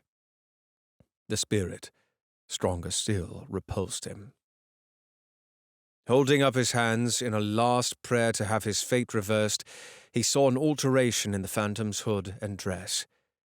It shrunk, collapsed, and dwindled down into a bedpost. Stave 5. The end of it. Yes, and the bedpost was his own. The bed was his own. The room was his own. Best and happiest of all, the time before him was his own to make amends in. "I will live in the past, the present, and the future," Scrooge repeated as he scrambled out of bed. "The spirits of all three shall strive with me. Oh, Jacob Marley, heaven and the Christmas time be praised for this day. I say it on my knees, old Jacob, on my knees." He was so fluttered and so glowing with his good intentions that his broken voice would scarcely answer to his call. He had been sobbing violently in his conflict with the spirit, and his face was wet with tears. "They're not torn down," he cried Scrooge, folding one of his bed curtains in his arms. "They are not torn down, rings and all. There they are. I'm here. The shadows of the things that would have been may be dispelled. They will be. I know they will." His hands were busy with his garments all this time, turning them inside out, putting them on upside down, tearing them, mislaying them, making the parties to every kind of extravagance. I don't know what to do," cried Scrooge, laughing and crying in the same breath, and making a perfect raccoon of himself with his stockings. "I am as light as a feather. I am as happy as an angel. I am merry as a schoolboy. I am as giddy as a drunken man. A Merry Christmas to everybody, and a Happy New Year to the world. Hello here! Whoop! Hello!" He had frisked into the sitting-room and was now standing there perfectly winded. "There's the saucepan that has the gruel in it," cried Scrooge, starting off again and going round the fireplace. "There's the door by which the ghost of Jacob Marley entered. There's the corner where the ghost of Christmas present sat. There's the window where I saw the wandering spirits. It's all right. It's all true. It all happened. Really, for a man who had been out of practice for so many years, it was a splendid laugh, a most illustrious laugh, the father of a long, long line of brilliant laughs. "I don't know what day of the month it is," said Scrooge. "I don't know how long I've been among the spirits. I don't know anything. I'm quite a baby. Never mind, I don't care. I'd rather be a baby. Hello! Whoop! Hello! Here!" He was checked in his transports by the churches ringing out the lustiest peals he'd ever heard. Clash, clang, hammer, ding, dong, bell, bell, dong, ding, hammer, clink, clash. Oh, glorious, glorious! Running to the window, he opened it and put out his head. No fog, no mist, clear, bright, jovial, stirring, cold, cold, piping for the blood to dance in, golden sunlight, heavenly sighs, sweet fresh air, merry bells. Ah! Glorious, glorious! "It was today!" cried Scrooge, calling downward to a boy in Sunday clothes who perhaps had loitered in to look about. "Eh?" returned the boy with all his might of wonder. "What's today, my fine fellow?" said Scrooge. "Today?" replied the boy. "Why, Christmas Day!" "It's Christmas Day!" said Scrooge to himself. "I haven't missed it. The spirits have done it all in one night. They can do anything they like. Of course they can. Of course they can. Hello, my fine fellow." "Hello!" returned the boy. "Do you know the poulterers in the next street, but the one at the corner?" Scrooge inquired. "I should hope I did," replied the lad. "An intelligent boy," said Scrooge. "A remarkable boy. Do you know whether they've sold the prize turkey that was hanging up there? Not the little prize turkey, the big one." "What, the big one as big as me?" returned the boy. "What a delightful boy," said Scrooge. "It's a pleasure to talk to him. Yes, my buck." "It's hanging there now," replied the boy. "Is it?" said Scrooge. "Go and buy it." "Walker!" exclaimed the boy. "No, no," said Scrooge. "I am in earnest. Go and buy it and tell him to bring it here, that I may give them the direction where to take it. Come back with the man and I'll give you a shilling. Come back with him in less than 5 minutes and I'll give you half a crown." The boy was off like a shot. He must have had a steady hand at a trigger who have got a shot off half so fast. "I'll send it to Bob Cratchit's," whispered Scrooge, rubbing his hands and splitting with a laugh. "He shan't know who sends it. It's twice the size of Tiny Tim. Joe Miller never made such a joke as sending it to Bob's will be." The hand in which he wrote the address was not a steady one, but write it he did, somehow, and went downstairs to open the door, ready for the coming of the poulterer's man. As he stood there, waiting his arrival, the knocker caught his eye. "I shall love it as long as I live," cried Scrooge, patting with his hand. "I've scarcely ever looked at it before. What an honest expression it has in its face. A wonderful knocker. Ah, here's the turkey. Hello! Whoop! Ah, you! Merry Christmas!" It was a turkey. He never could have stood upon his legs, that bird. He would have snapped them short off in a minute with, like, sticks of sealing wax. "Why, is it possible to carry that to Camden Town?" said Scrooge. "You must have a cab." The chuckle with which he said this, and the chuckle with which he paid for the turkey, and the chuckle with which he paid for the cab, and the chuckle with which he recompensed the boy were only to be exceeded by the chuckle with which he sat down breathless in his chair again, and chuckled till he cried. Shaving was not an easy task, for his hand continued to shake very much, and shaving requires attention, even when you don't dance while you're at it. But if he had cut the end of his nose off, he would have put a piece of sticking plaster over it and been quite satisfied. He dressed himself in all in his best, and at last got into the streets. People were by this time pouring forth, as he had seen them with the ghost of Christmas present, and walking with hands behind him. Scrooge regarded everyone with a delighted smile. He looked so irresistibly pleasant, in a word, that 3 or 4 good-humoured fellows said, "Good morning, sir, a Merry Christmas to you." And Scrooge said often afterwards that all the blithe sounds he had ever heard, those were the blithest in his ears. He had not gone far when, coming on towards him, he beheld the portly gentleman who had walked into his counting-house the day before and said, "Scrooge and Marley's, I believe." It sent a pang across his heart to think how this old gentleman would look upon him when they met, but he knew what path lay straight before him, and he took it. "My dear sir," said Scrooge, quickening his pace and taking the old gentleman by both hands. "How do you do? I hope you succeeded yesterday. It was very kind of you. A Merry Christmas to you, sir." "Mr. Scrooge?" "Yes," said Scrooge. "That is my name, and I fear it may not be pleasant to you. Allow me to ask your pardon. And will you have the goodness—" Here Scrooge whispered in his ear. "Lord bless me!"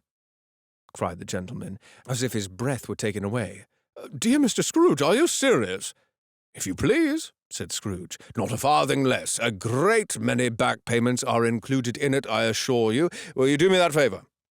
"My dear sir," said the other, shaking hands with him, "I don't know what to say to such "Don't say anything, please," retorted Scrooge. "Come and see me. Will you come and see me?" "I will," cried the old gentleman, and it was clear that he meant to do it. "Thank you," said Scrooge. "I am much obliged to you. I thank you 50 times. Bless you." He went to church, and walked about the streets, and watched the people hurrying to and fro, and patted children on the head, and questioned beggars, and looked down in the kitchens of houses, and up into the windows, and found that everything could yield him pleasure. He had never dreamed that any walk, that anything could give him so much happiness. In the afternoon he turned his steps toward his nephew's house. He passed the door 12 times before he had the courage to go up and knock, but he made a dash and did it. "Is your master at home, my dear?" said Scrooge to the girl. Nice girl, very. "Yes, sir." "Where is he, my love?" said Scrooge. "He's in the dining room, sir, along with his mistress. I'll show you upstairs, if you please." "Thank you. He knows me," said Scrooge, with his hand already on the dining-room lock. "I'll go in here, my dear." He turned it gently and sidled his face in, rounded the door. They were looking at the table, which was spread out in great array, for these young housekeepers are always nervous on such points, and like to see that everything is right. "Fred!" said Scrooge. Dear heart alive, how his niece by marriage started. Scrooge had forgotten for the moment about her sitting in the corner with the footstool, or he shouldn't have done it, on any account. "Why, bless my soul!" cried Fred. "Who's that?" "It's I, your Uncle Scrooge. I have come to dinner. Would you let me, Fred?" Let him in. It is a mercy he didn't shake his arm off. He was at home in 5 minutes. Nothing could be heartier. His niece looked just the same. So did Topper when he came.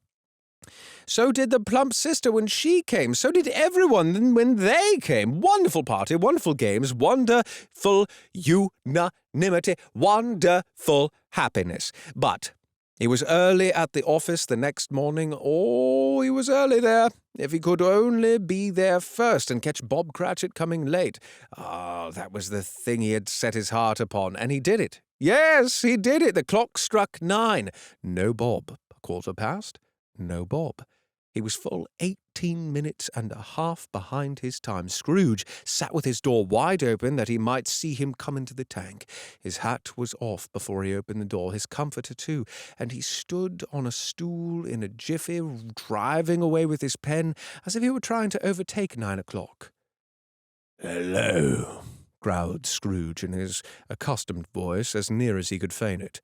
"What do you mean by coming here at this time of day?" "I'm very sorry, sir," said Bob. "I am behind my time." "You are?" repeated Scrooge. "Yes, I think you are. Step this way, sir, if you please." "It's only once a year, sir," pleaded Bob, appearing from the tank. "It shall not be repeated. I was making rather merry yesterday, sir." "Now, I'll tell you what, my friend," said Scrooge. "I'm not going to stand this sort of thing any longer, and therefore," he continued, leaping from his stool and giving Bob such a dig in the waistcoat that he staggered back into the tank again, "and therefore I am going to raise your salary." Bob trembled and got a little nearer to the ruler. He had a momentary idea of knocking Scrooge down with it, holding him and calling to the people in the court for help and a straight waistcoat. "A Merry Christmas, Bob!" said Scrooge with an earnestness that could not be mistaken, as he clapped him on the back. A merrier Christmas, Bob, my good fellow, than I have given you for many a year. I'll raise your salary and endeavour to assist you and your struggling family, and we'll discuss your affairs this very afternoon over a Christmas bowl of smoking bishop, Bob. Make up the fires and buy another coal scuttle before you dolt another eye, Bob Cratchit." Scrooge was better than his word. He did it all, and infinitely more, and to Tiny Tim, who did not die. He was a second father. He became as good as a friend, as good as a master, and as good a man as the good old city knew, or any other good old city, town, or borough in the good old world. Some people laughed to see the alteration in him, but he let them laugh, and little heeded them, for he was wise enough to know that nothing ever happened on this globe for good at which some people did not have their fill of laughter at the outset.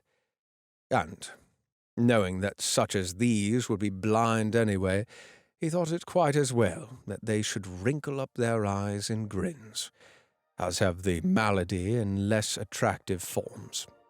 His own heart laughed, and that was quite enough for him.